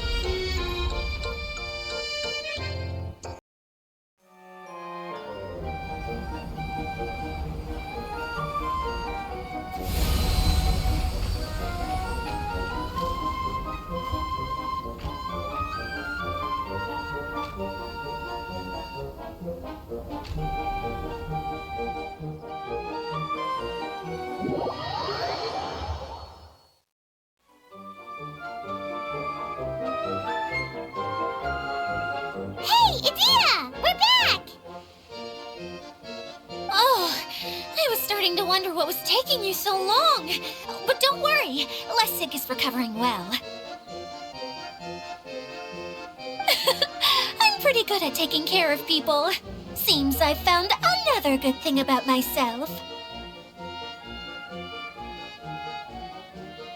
I don't know if I should be worried for him or happy for her.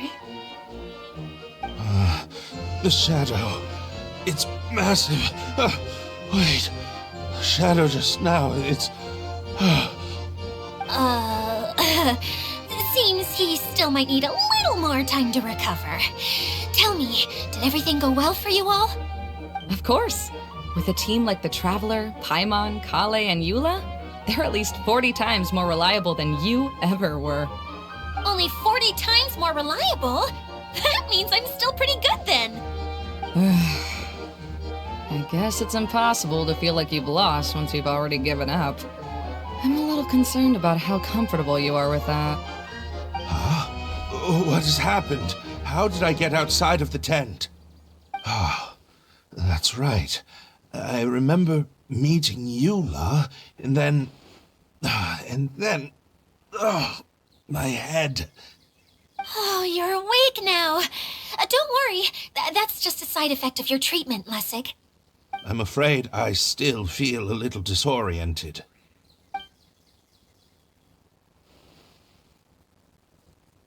Lessig Lawrence. Oh, it's you, Eula.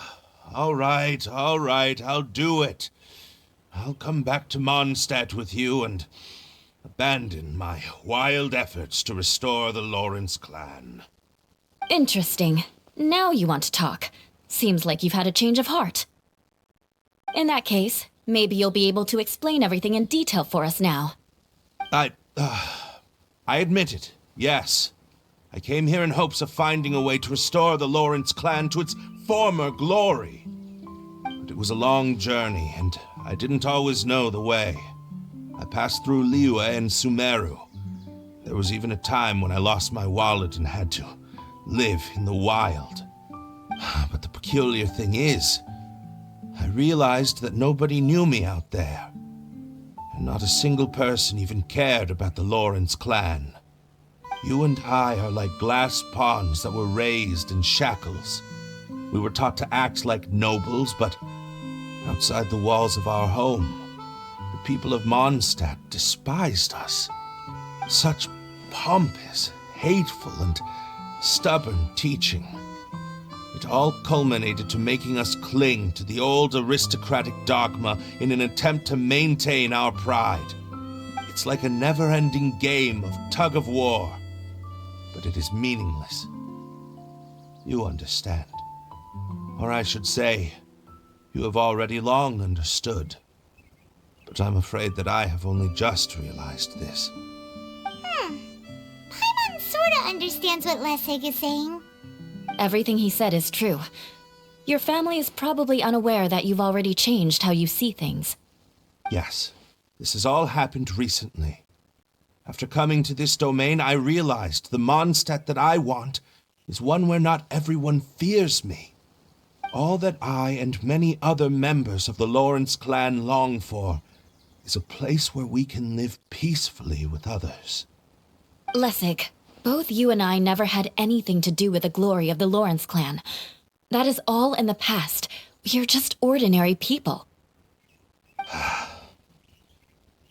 I originally planned on returning to Mondstadt after taking care of things here.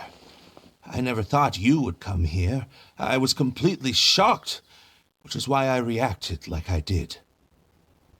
I'm sorry. See, people can always make different choices, and it seems that Lessig has also chosen to become someone he truly wants to be. Yes, about that. I'm afraid I haven't quite found my own purpose in life yet. That's all right. Being able to clearly choose between becoming who you want to be and who your parents wanted you to be is already a step in the right direction. How to find true happiness is probably one of the most difficult research topics of all. I have a suggestion for you, Lessig. Why don't you return to Mondstadt and tell your parents what you just told us? They'll probably try to tear me limb from limb. But what about you? Did you ever tell your family about what you think? This is something that I've been thinking about, too.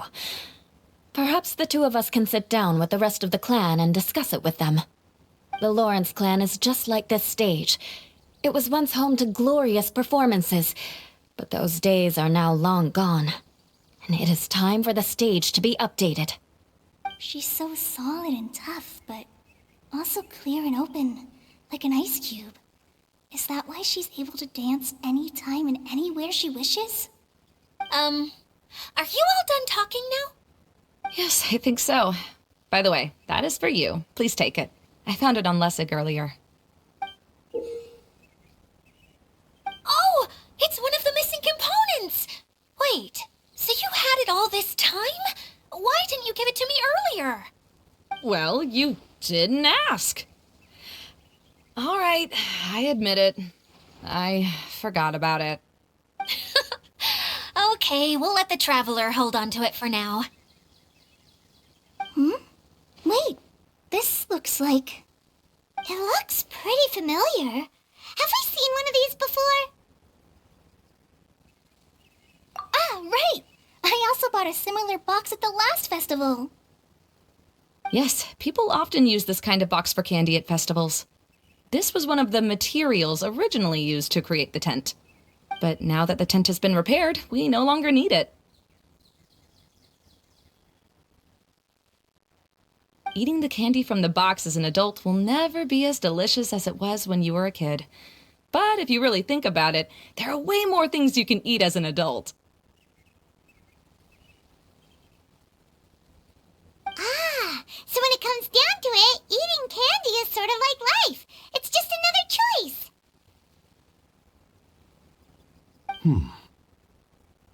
So, as of now, we've already collected 3 of the missing components. Only 1 more to go. I'm sorry that repairing the tent took so much of everyone's time. You should all head back and have a rest. I'll lead the way.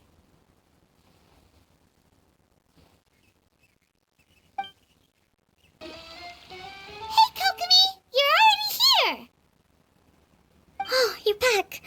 I trust your adventures to the forest went smoothly? Yep, you could say that. How about you? Up to anything today? Well, I suppose it's time I told you that as the Divine Priestess of Watatsumi Island, I shouldn't actually be here now. The truth is that a relic known as the Shinro Casket was lost from Watatsumi Island long ago. But recently, an orb matching the relic's description suddenly began emitting light, almost as if it was guiding people to it. This is what led me to find the relic's whereabouts. I wasn't lying when I said that. Goro has often told me that sitting at home reading light novels is not the best of practices, and that I should try to get out more. As I made my way from Watatsumi Island to Sumeru, I enjoyed a variety of breathtaking sights. It really is a beautiful nation. I even stayed in the rainforest for several days. I was surprised to find that the relic had ended up in the desert. I knew it was somewhere here, but I still couldn't pinpoint the exact location. Though I feel that Idia was not intentionally trying to hide anything from us, this domain does have plenty of secrets. I'm sure you've sensed that too.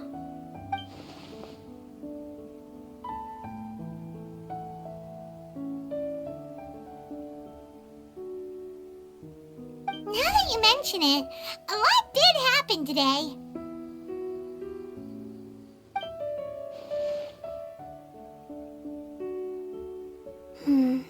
I see.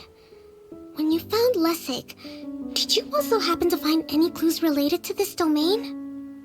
I'm afraid that he was caught up in his thoughts and didn't pay attention to his surroundings. Actually, before the world was flipped upside down, this domain didn't look anything like this. Hey, everyone! Oh, I hope we're not interrupting your conversation. It's all right. You two did a lot today. Care to join me for a cup of tea? Sure! That would be perfect! Eula and I just made some snacks. Turns out Idia has a cooking stove and oven. Seriously, why didn't she mention it earlier? Oh, so did you make us some moon pies? No, I made something called storm crust pie. You should try one, Traveler. And I made some pita pockets. You could try some, Kokomi. It should taste great with tea. Sorry, I should call you General. Oh, I would be happy to try some. By the way, Eula, how's your cousin doing now? Oh, him. You would never guess, but he's busy over by the oven now.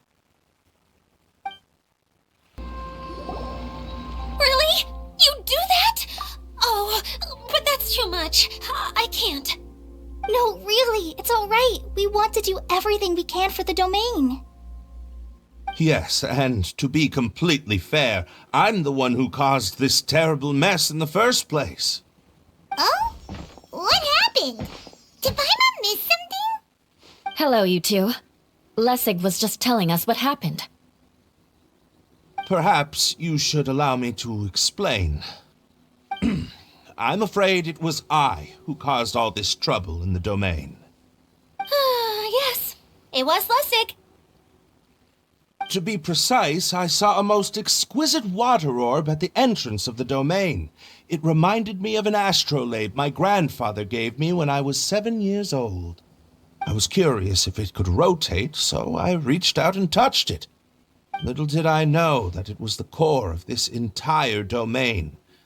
What I mean to say is, I knew something was wrong as soon as the whole place started flipping. It's not just your fault. I failed in my responsibilities as the caretaker here. Oh, I knew I should have put the core somewhere more secure. Oh, you mean the big ball of water at the entrance?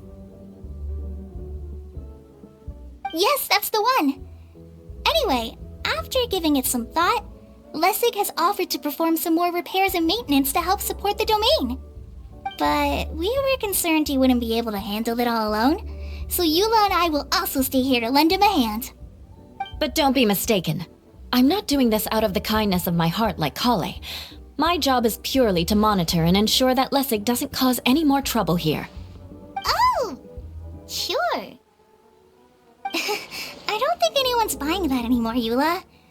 Though I do remember that Amber mentioned we should just nod and agree when you act like this.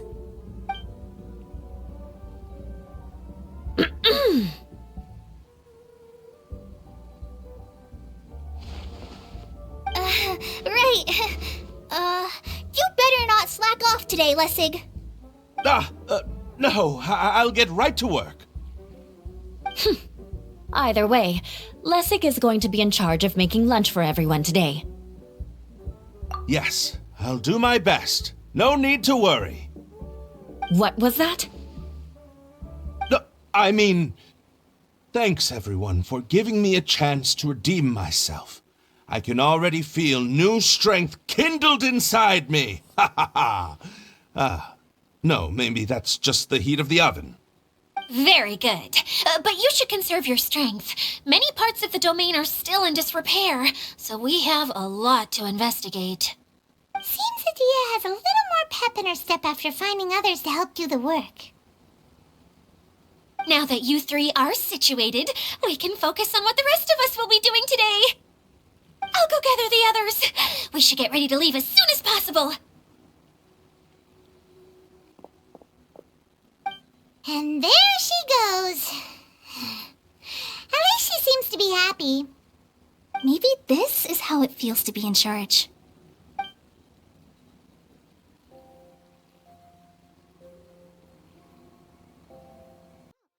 The one we're looking for is named Zosimos. Zosimos is responsible for managing everything that happens on the stage, similar to how Idia is responsible for managing the whole realm. Wow! Sounds like Miss Adia must be way busier! You'd think so, wouldn't you? Care to comment on that at all, Idia?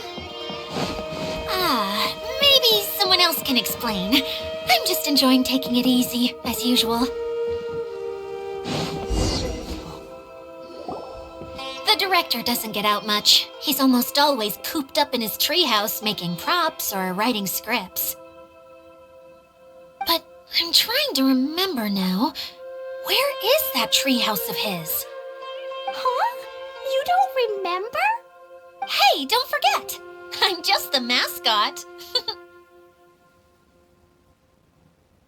I believe it's that way.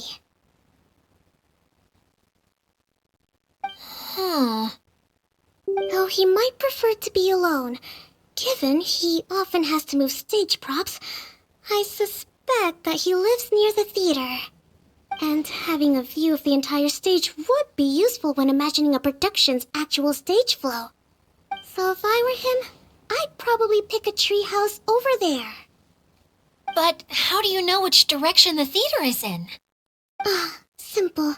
The overall layout and decorations look more exciting in that direction. Oh, good point! Why didn't I think of that?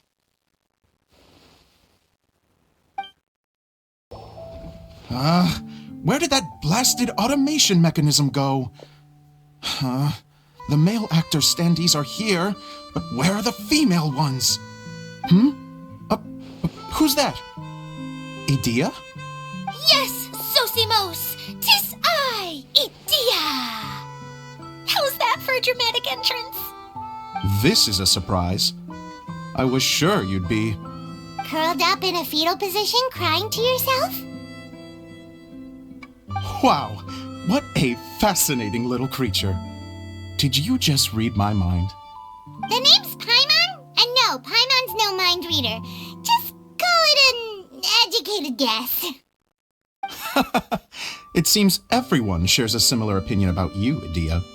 I knew from the start that a managerial role wasn't for me.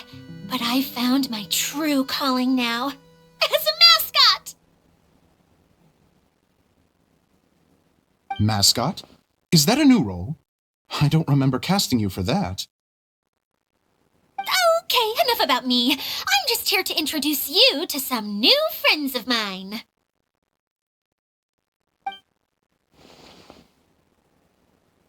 And that's why we came to see you. Well, do you have the component that fell out of the central hub? I do. However, I'm afraid the incident has caused many malfunctions with the stage mechanisms, and I can no longer put on any performances. Okay, so you're holding the component ransom till we help you fix the mechanisms, huh? No, till we fix the stage, surely. I'd have thought he wants us to make some more props, no? Given that some of the standees are missing.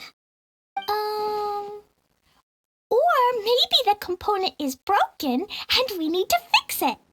You're all forgetting that the majority of his work involves writing scripts. I'll wager that he wants us to edit them. What has gotten into you all? What sort of person do you take me for, The component is safe and sound. I can give it to you now if you'd like. Although I was hoping that maybe you might be willing to help rescue my show? You're a big group. I have lots of roles to fill. It would really speed up the casting. A show? That sounds fun! I want to help! Can we? Also, truth be told, I've hit a bit of a roadblock in my script and was just thinking about how to move the story forward. And then you all showed up. Suddenly, I got my muse back. I don't know how to explain it, but something about seeing all of you finally helped me figure out how to continue my script. Huh? You mean that story you've been stuck on forever? Are you serious? You really think you can finish it now? Yes, really. Just give me a little time, and I'll write it all up. In the meantime, I'll leave things to you, Idea. Whoa! And he's off to write the script! Zosimos has always wanted to write an epic story about a thief and a mage. Apparently, he got the idea from some rumors that were swirling around, but he only got as far as writing the intro before writer's block set in. Why don't you all take some time for yourselves while I see what I can do? We'll reconvene after the director finishes his script.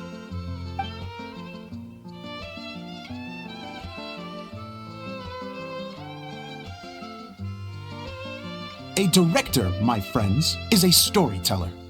And the key ingredient to every good story is inspiration. The moment I laid eyes on General Sangonomiya, inspiration hit me for a brand new character. The heroine was the missing piece of the puzzle. The rest of the story flowed naturally from there, and now it's finished. So please, take a look through your scripts, and we will tell this story together.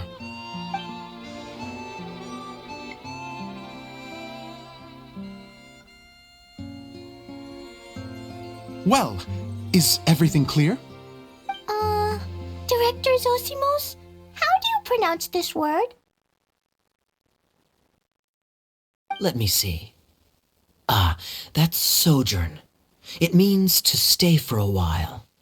This is a very cute moment, so let's make sure that comes through in the performance. Oh, wait. There's another word I don't know here. It's okay, Klee. We can go through your lines together a few more times after this meeting's over. That would be most appreciated, Kaya. I had a feeling about you, actually. You seem to know a thing or two about character acting. Tell me, have you acted before? You're too kind. It's all in the script, really. It just rolls off the tongue. Oh, you think so? Well, you definitely have a knack for it. I've actually been looking out for someone with your talent. If I make it as a big-time director, then I can see us working together for the long term. Be sure to stay in touch, okay? You and I are gonna go places. What can I say? Sounds good to me. Great. Fantastic. Now then, please go through your scripts one more time. But don't just read the words. Remember my notes, and really let the character inhabit you. I need to have a look at the stage, so I'll leave you to it. If you need me for anything, I'll be in the big theater right in the center of this area. Wonder what the theaters are like here. Let's go check it out while everyone's still getting ready.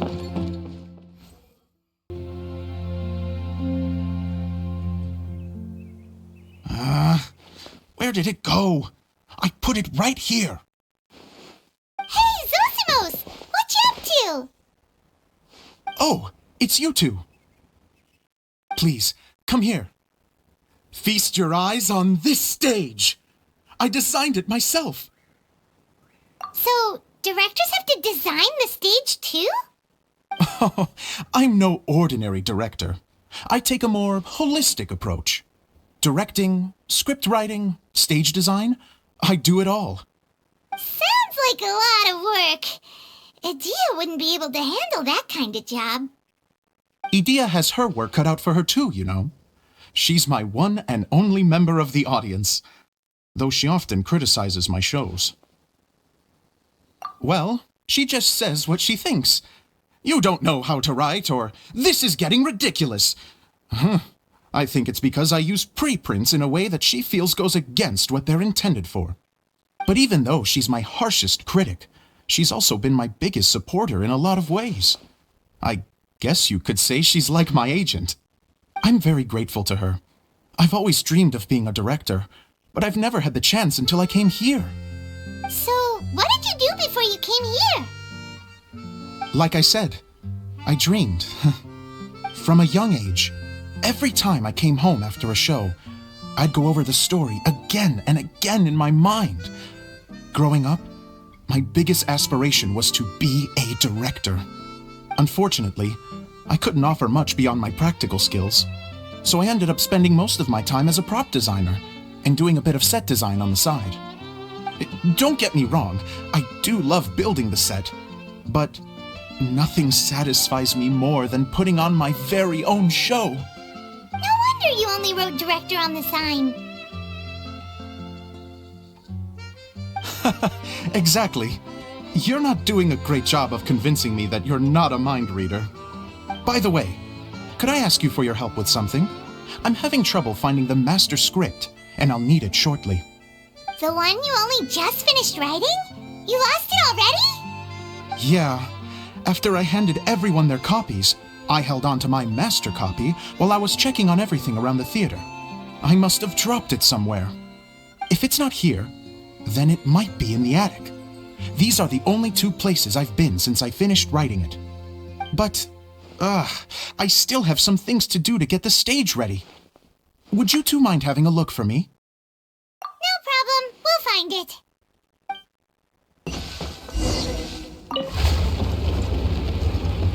Whoa! Look at all these books! Now, where's the master script?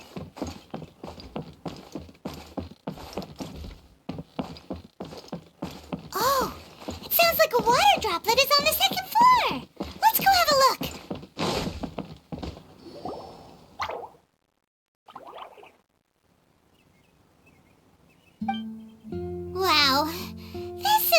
lot of scripts. Looks like the water droplet has been managing them for the director. Most of them look like works in progress. Then it should be the one that's finished. Okay, let's look for the thickest one and then check the ending. This is the only script that fits the bill. Plus it looks pretty new. This must be the master script. Let's go give it to Director Zosimos.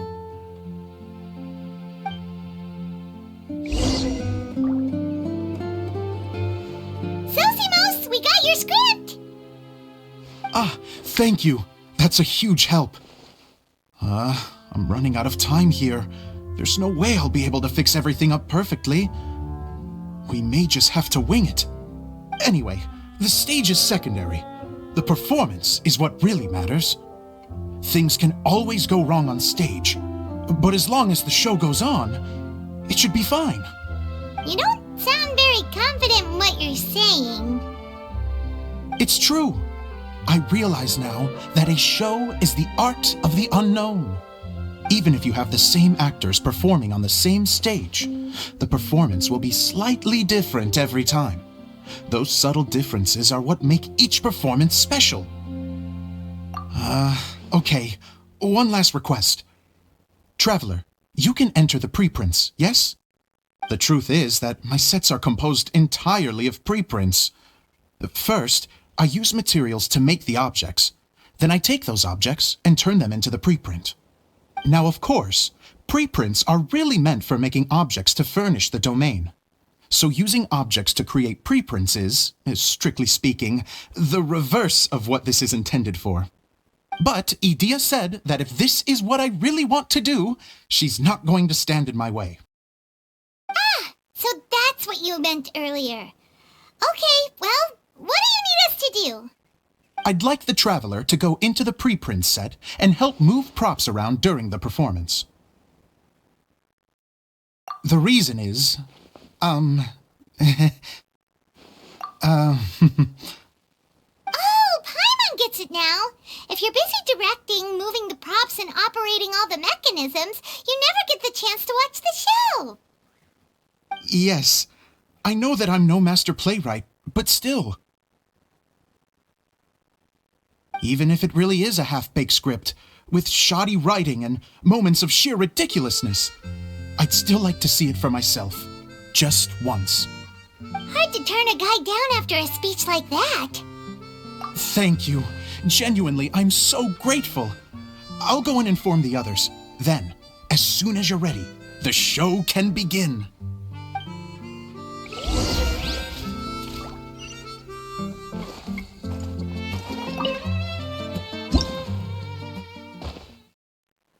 Long, long ago, there was a great thief. He lived in a land where the light did not shine, where all suffered in the darkness. People call me... Sorry, Kaya. Directly into the microphone, please.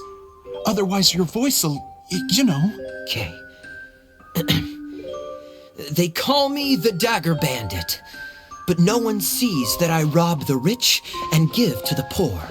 Here in the dark, evildoers run rampant in the shadows, while the good, honest folk stumble blindly on, just trying to find a way through.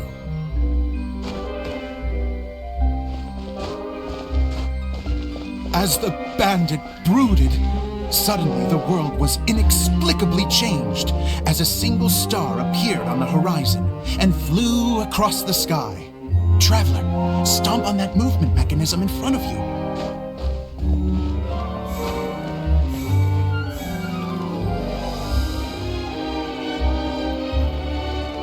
Light.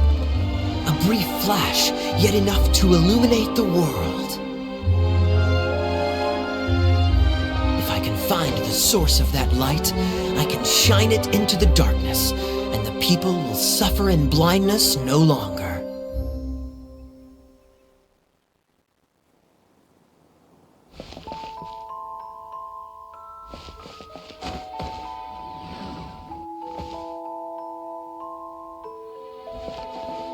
Without a moment to spare, he set off to follow the star's course. All the while, the star kept moving through the sky. Traveler, the star kept moving through the sky.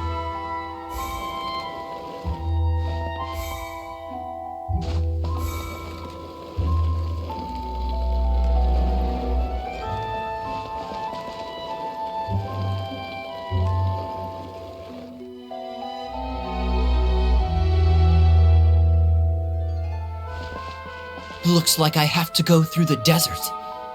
This could get dangerous. If everything he'd heard was to be believed, the desert ahead was a no-man's land filled with horrors. Worse still, the star had landed in the most difficult-to-reach location, surrounded by sheer cliffs, but he was determined to press onward. I've come this far, and I'm not about to turn back now. The Dagger Bandit trekked deep into the desert wasteland. Yet when he finally arrived at his destination, he found not a fallen star, but a young girl, dressed in white. How strange. I'm positive this is where the star landed. Young lady, do you know where the light has gone?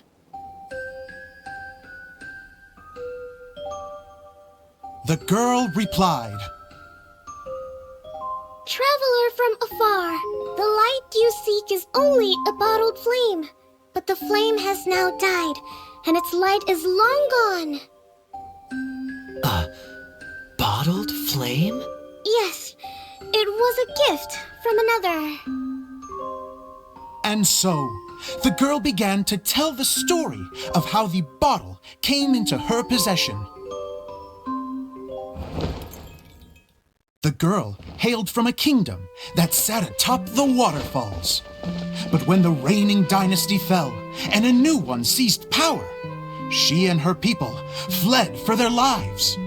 A thick fog began to fill the air as she made her way through the forest, and dense thickets tried to block her path. There is a mechanism down there that you can press to retract the thicket board below the stage.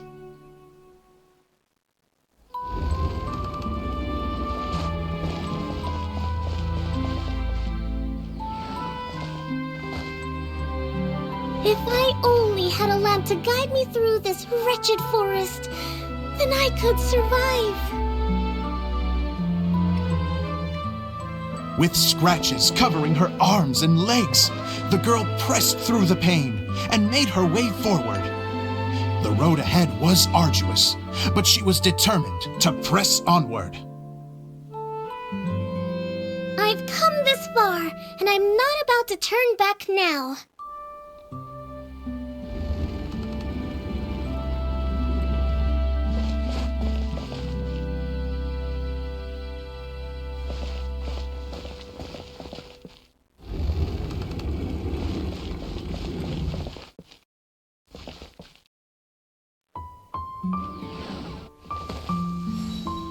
But just as she was drawing near her destination, a huge stretch of thorns and brambles suddenly came into view.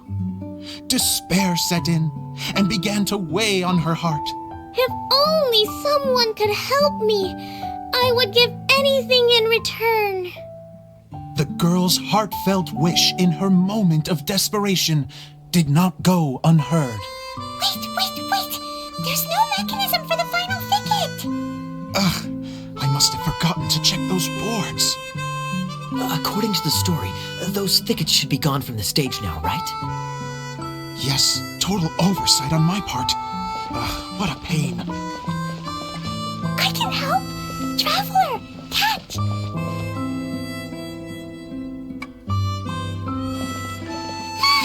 It's a Jumpy Dumpty! The girl's heartfelt wish did not go unheard, for a Jumpy Dumpty, who was passing by, helped to clear a path for her. Oh, thank you, Jumpy Dumpty. And so the girl continued her journey deeper into the forest. But what she found there was not a lamp, but a mage glowing with fire. So, just to clarify, it was supposed to be the mage who helped burn a path through the thicket. Save it for the end, man! The mage took pity on the girl and handed her a bottle. Then, the mage began to tell the story of how the bottle came into her possession. The fiery mage had an adventurous spirit and enjoyed taking long journeys. On one such journey, while taking rest in an oasis, she found a beautiful bottle by a crescent-shaped lake. Klee, quick, get in the light. She was an extraordinary mage with the power to grant people their wishes. She turned the bottle into a thing of equally extraordinary power. But the only place that it could make wishes come true was inside of the bottle. Oh me, oh my! Look at this wonderful bottle of mine! It could make a fine toy. But better still, a sojourner's home. The fiery mage blew into the bottle, allowing it to grant one single wish outside its glass walls. Am I supposed to blow into it? Wow, it lit up!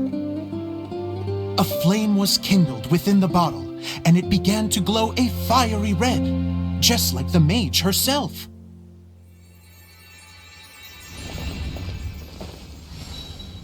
After the mage finished telling her story, she disappeared, leaving only the bottle behind. A magic bottle that can grant wishes. And I wish to leave this place and go somewhere where no one will ever find me again. And then, the bottle seemed to softly inquire.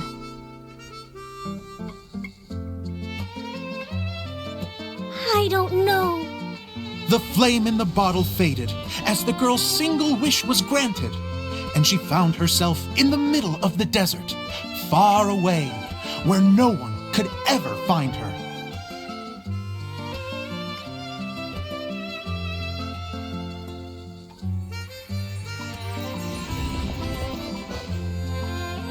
When the dagger bandit listened to her story, he sighed in disappointment that the flame with the power to grant wishes outside of the bottle had already died. But this doesn't make sense. If it truly granted my wish, then nobody should have been able to find me here.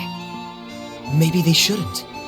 The desert is difficult and dangerous to navigate, but I was determined to make it, no matter what.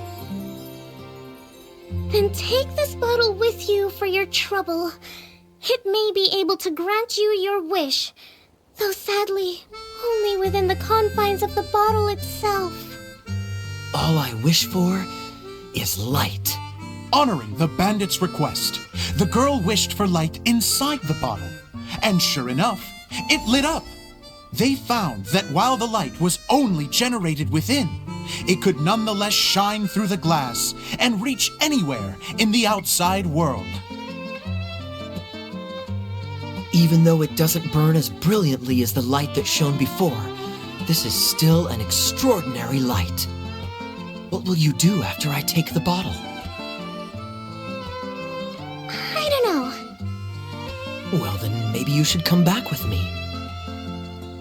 With no reason to refuse, the girl accompanied the dagger bandit back to the land where the light did not shine. They brought light to that place, and the darkness was dispersed, and they lived happily ever after.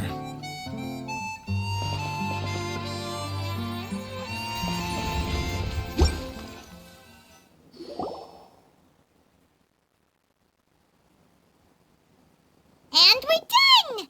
Seems the show went pretty well.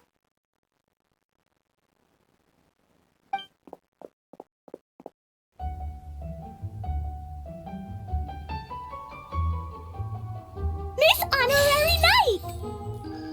Didn't I do great? I felt like I really was the fiery mage!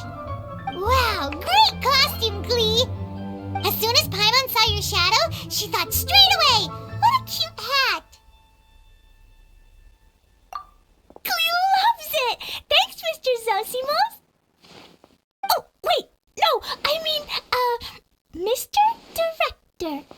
Mr. Director? Oh, no one's ever called me that before. Thank you. My dear little mage, thank you so much. Oh, I'm so happy.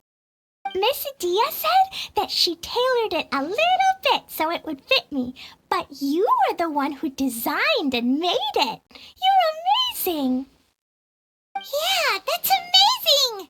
And it sounds like Adia did a great job too! It was nothing really. Just one of those, oh no, whatever shall I wear to the ball moments. Sewing comes in handy at times like that. Sewing is an art in its own right. You're more talented than you give yourself credit for, Adia. Really? Oh, I'm just gonna go for a second. Please, chat amongst yourselves. She gets embarrassed so easily. She really can't handle being in the spotlight. Idia's a sensitive person and doesn't have a whole lot of self-confidence. I hope all the excitement hasn't brought her to tears. Oh, I'm a little worried. Don't worry. I'll go make sure she's okay. I'll see you all later. So, what did you all think of the play? Any thoughts? Huh? Uh-oh, time to get serious. Now, are you sure you want to hear what we really think? Oh, absolutely. I had the courage to ask, didn't I? So, don't mince your words. Go ahead. Speak your mind. I can take it. Okay, Paimon will go first. So, the dialogue at the beginning was pretty good, but it ran out of steam as the story went on. Paimon could tell that you ran out of inspiration somewhere along the way. The characters were honestly a little bit ridiculous. Paimon didn't get what you were trying to do. The moment anyone started to show any kind of substance, suddenly the scene was over. Yes, all very good points, Paimon. I would add that in its attempt to pay tribute to the series 1,000 Nights, all semblance of a coherent was sacrificed. Plus, I do have to penalize you for the issues with the props. Miss Adia, what are you doing back here? Oh, you know, I return like the tide when people start discussing something important. Huh. Especially when it has to do with criticizing my show. Mm-hmm. But there was one thing I liked about it. Just one, mind you. The story had a good ending. You think so? I thought I was letting him off lightly. Adia, could I borrow you for a moment? Oh, sure. Excuse me for a moment. Back to you, Paimon. Keep up the good criticism. Okay, in that case, Paimon did have one other complaint. Let's hear it. Taking criticism on the chin is all part of being a director. The ending was all wrong. The girl's motives were clear and simple the whole way through. It was kind of jarring when all she had to say was, I don't know. And doesn't anyone else find it weird how her whole community was on the run, but she was only looking out for herself the whole time? I'm fine. I'm not going to improve without feedback. I also learned a lot this time with the chance to be off stage. To be honest, it was a dream come true. What a great attitude. You don't seem upset at all by our comments.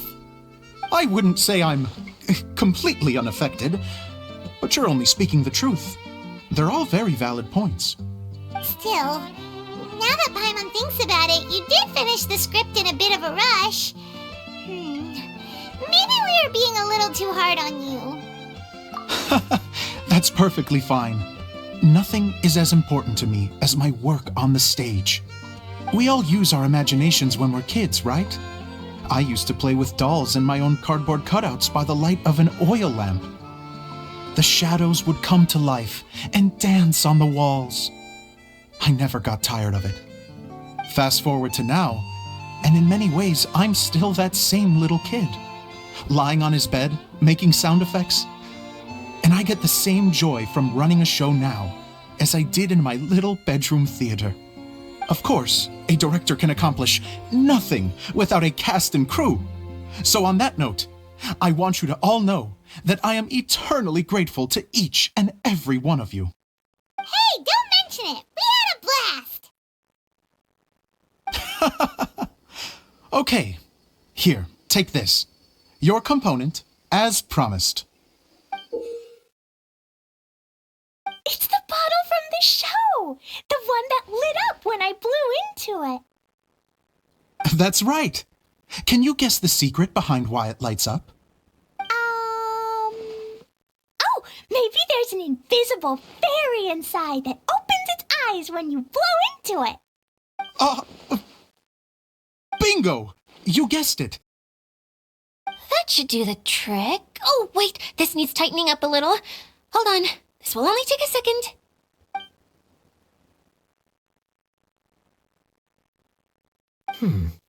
This outfit's more fashionable than I imagined. Excuse me, everyone. Do you have a moment? Especially you, Zosimos. Idia wants to do a little something for you. She says it'll be a dream come true. A dream come true? Yes. She said that as useless as she is, she wants to do something for you as the first person to have heard of your dream of being a director. Her words, not mine. I have to disagree, though. I have never thought of Idia as a useless person. How is this suddenly about me?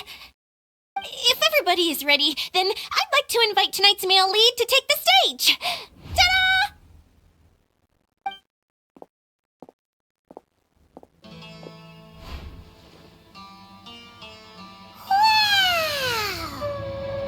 Cool! Kaya's turned into the real Dagger Bandit! How is me changing outfits supposed to make the director's day? It's just a prototype costume. Is he that easy to please? Don't be silly.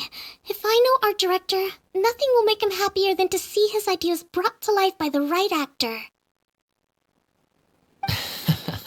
Well, then I'm happy to oblige.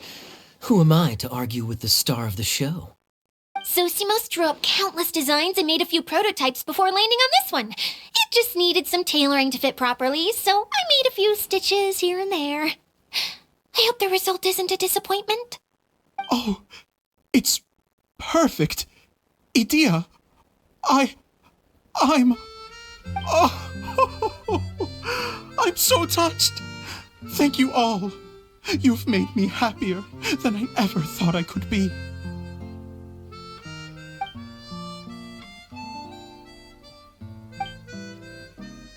How are you doing? Recovered? Oh, I'm good. Thank you again, Idia. Oh, please, don't mention it. Well, now that we have the final component, it's time to say goodbye for now. Let's head to the core of the Valuria Mirage and get this place fixed up. Can I keep wearing my costume? Please do, by all means. Both of you can keep your costumes. It seems only fair. Yay! Kaya, keep wearing yours too. It looks amazing. I agree with our mage. I'm sure it's not every day you get to play such an unforgettable character. Sure. I think I can be a bandit for a little longer. Bye-bye, Mr. Director. Take care, my dear friends.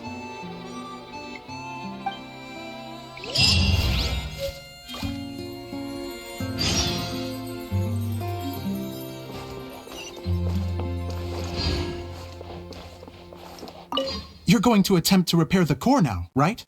I hope it goes smoothly. I feel so honored to have met you all.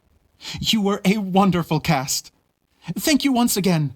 I'm so grateful for everything you have done for me.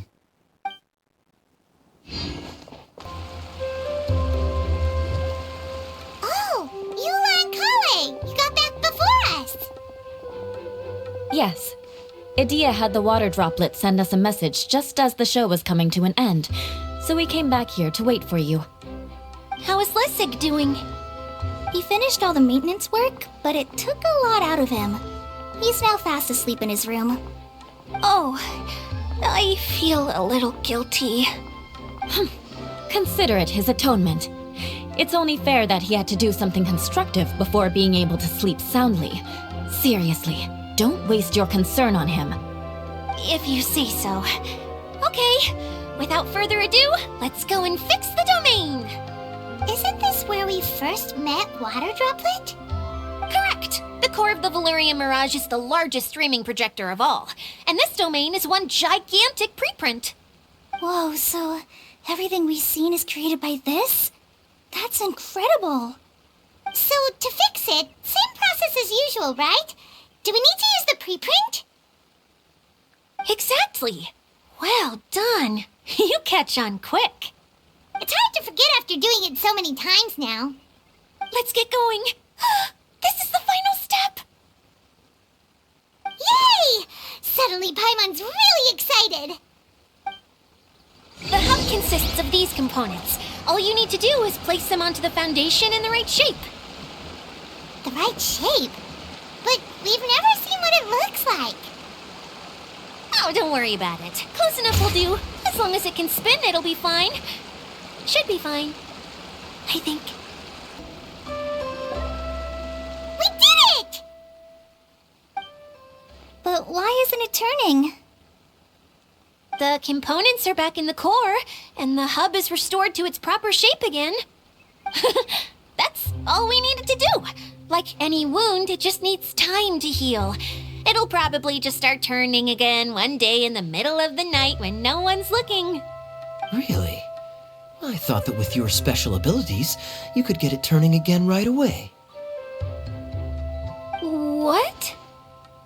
Huh? All of us are dying to see it.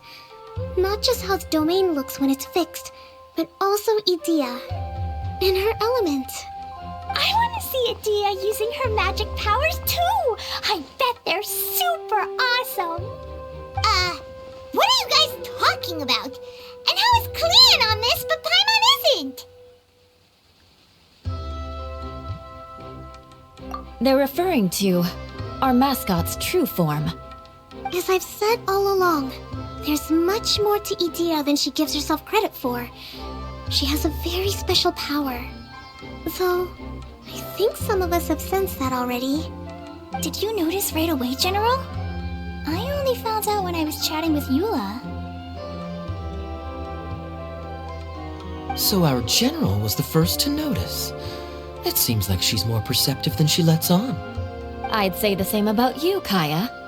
What the? All of you? No? I mean, I wasn't trying to hide anything from you, I promise.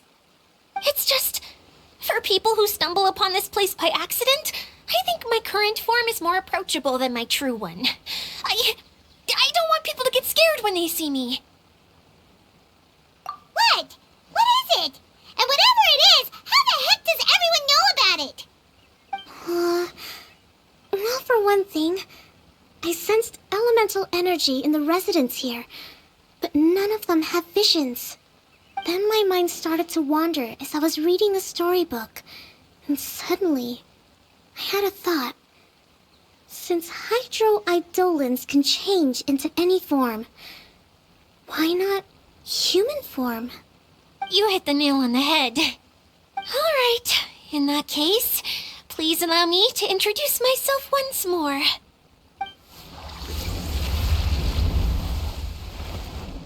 I am an Oceanid who was exiled here when the former Hydro Archon passed away. My name is Adia. Wow, Adia! You're so pretty! Now that I'm in my true form, I suddenly feel a little embarrassed talking to you all. You look stunning. You should be flaunting this look at every opportunity. Oh, come on. I'm too shy. Wait, so does this mean that all the people we met in here are actually... I'm guessing that the human counterparts to these hydro alter egos are long gone. That's right. When they wanted to leave, I took them to the edge of the desert. The components are, in fact, gifts that they gave to me before they left. But I'm always curious about what brings people here, so I used the streaming projector to bring their wishes to life. The power to grant wishes, but only within the confines of the bottle. Exactly. It's a truly extraordinary light. I've just realized something. When the components fell from the core, it appeared as if they had returned to their respective owners. But actually, it was after the components landed where they did that their owners and the things associated with them arose around them to form the different zones. So now that the components have been retrieved, does that mean that all those things are gone? Don't worry, they'll be quite safe. As long as I remember them, they'll never disappear. However much we might criticize each other or get into scuffles, in this mirage, they will always be my friends. I had so much fun in the choo-choo cart and hanging out with Mr. Director. I'll never forget them either. Me neither. I'll always remember my adventures in this fantasy land. Very good. But it's probably time I set this wheel in motion. This one's all yours, Adia, our magical mascot. Please work!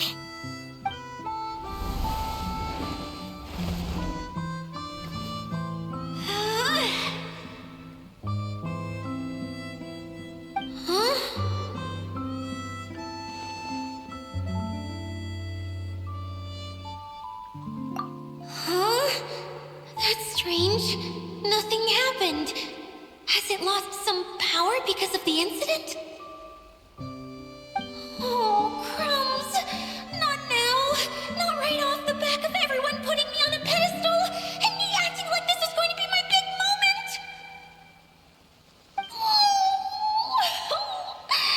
Someone get me a bottle.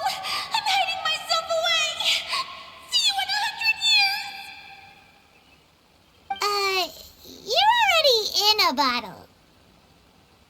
What now? This was the only way! Now I'll never be able to show you how the Valurian Mirage is supposed to look. Hold on. I have an idea. Yes, General Sangonomiya? I'm all ears. If it's okay with you, would you let me borrow the Shinro casket from the domain's core? Ah, the Shinro casket. That sounds familiar. 1 second. Here. Is this it? Wow!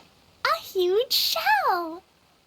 It's the relic that Kokomi mentioned earlier! So this is where it's been hiding! It was once a ritual vessel used for making offerings in the Moun Shrine. It's made from the remains of a yokai called the Shinkiro, and it can listen to the wishes of those who come to pray to build up Shinki, which gives it its power. Several centuries ago, the relic was lost when the last prefect of Yashiori died in battle. Its final resting place was unknown. The pearl that goes with it should be able to sense the casket's location. But when, unbeknownst to anyone at the time, the casket disappeared inside the core of the Valurian Mirage, the pearl's light died out. Huh? How come? Well, imagine it was a sound instead of light. If the room is too big, you can't hear anything from outside the door, can you? Oh, I get it now. The shell must have been having too much fun one day and got locked in the solitary confinement room. I understand now, too. The core has been wearing out recently. That's why you were able to follow the pearl all the way here.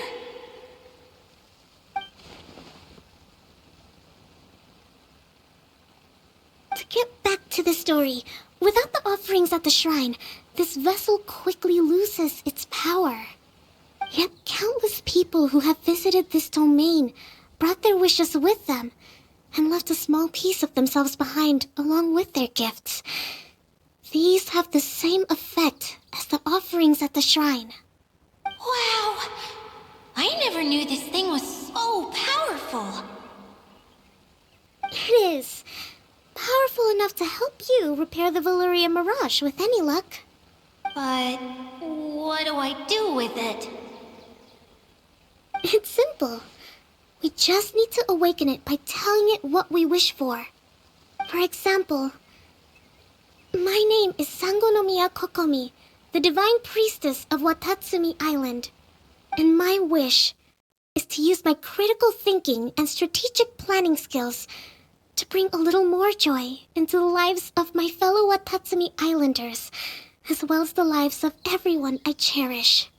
Itia, what do you wish for? Me? My wish is that all those who have sojourned to the Valurian Mirage in the past will achieve what they truly wish for. Not just in this domain, but out there, too. Even though I know full well that trying to build a railway in the outside world is just a pipe dream, and that Mimuna will probably just go back to being a scholar. And I know that Zosimos has a lot of improving to do as a playwright. It's going to be tough for him back in Fontaine. Chasing your dreams is hard work. Despite all of that, I still hope that somehow, someday, they will achieve their dreams.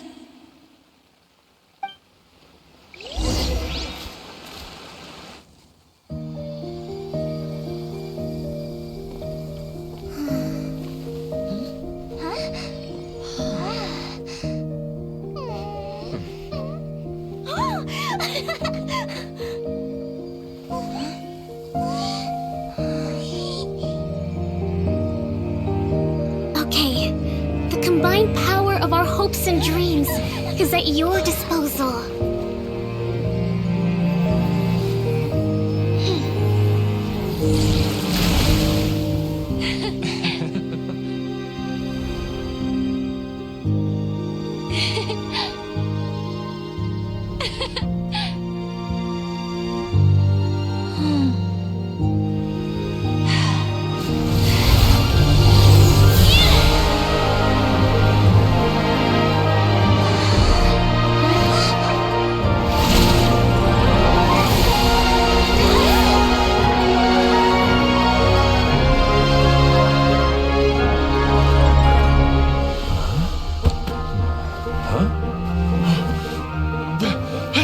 Look! The wheel's been fixed!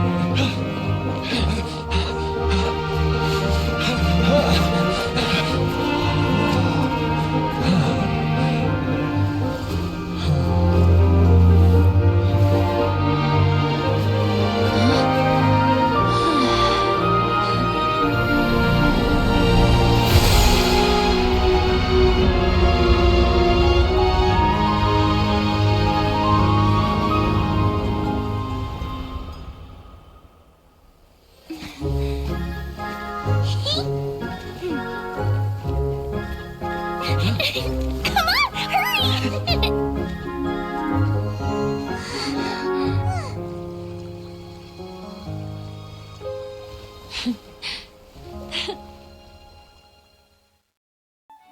Yay! Dia, you're back to normal!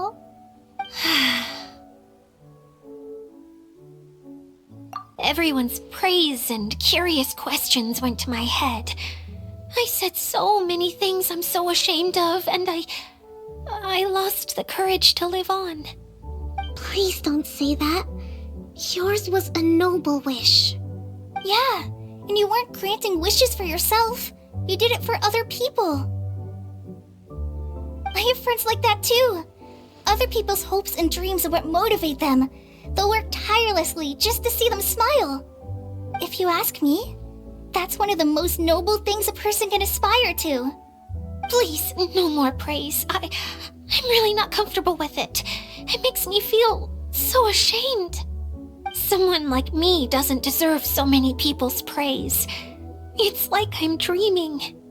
Well, at least the domain is fixed now, and all the components are back in place. What's the matter, Klee? I suddenly have loads and loads of more wishes. I want to ride the choo-choo cart again and look down from up on top of the big wheel. Is there a way there is a way, but there's only space for a very few people. That's okay. I can go up by myself. But it'd be more fun with Miss Honorary Knight. Are we sure about this? It's so high. What happens if we fall off? Well, yeah, but Paimon's just worried for you. Don't worry, I'll be there to make sure no one falls off. I haven't been up there in a long time myself. There's no such thing. Wow! So high! I can see everything! Idia, next time you need to bring Kaya and the others up here. Sure thing.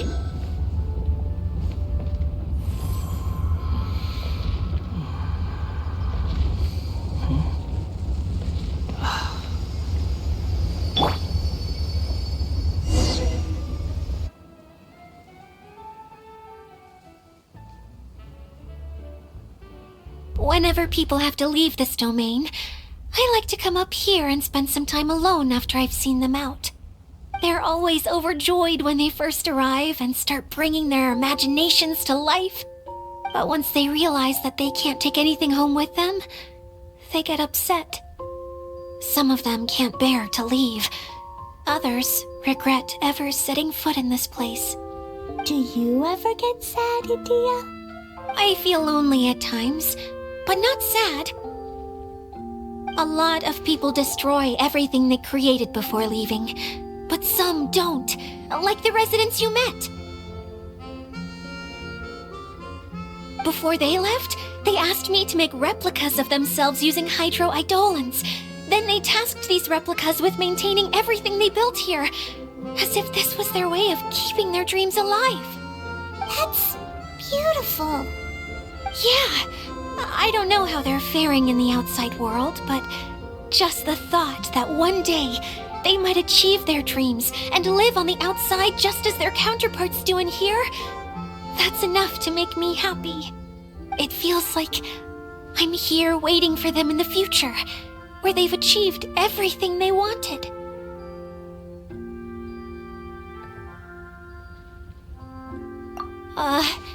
Really?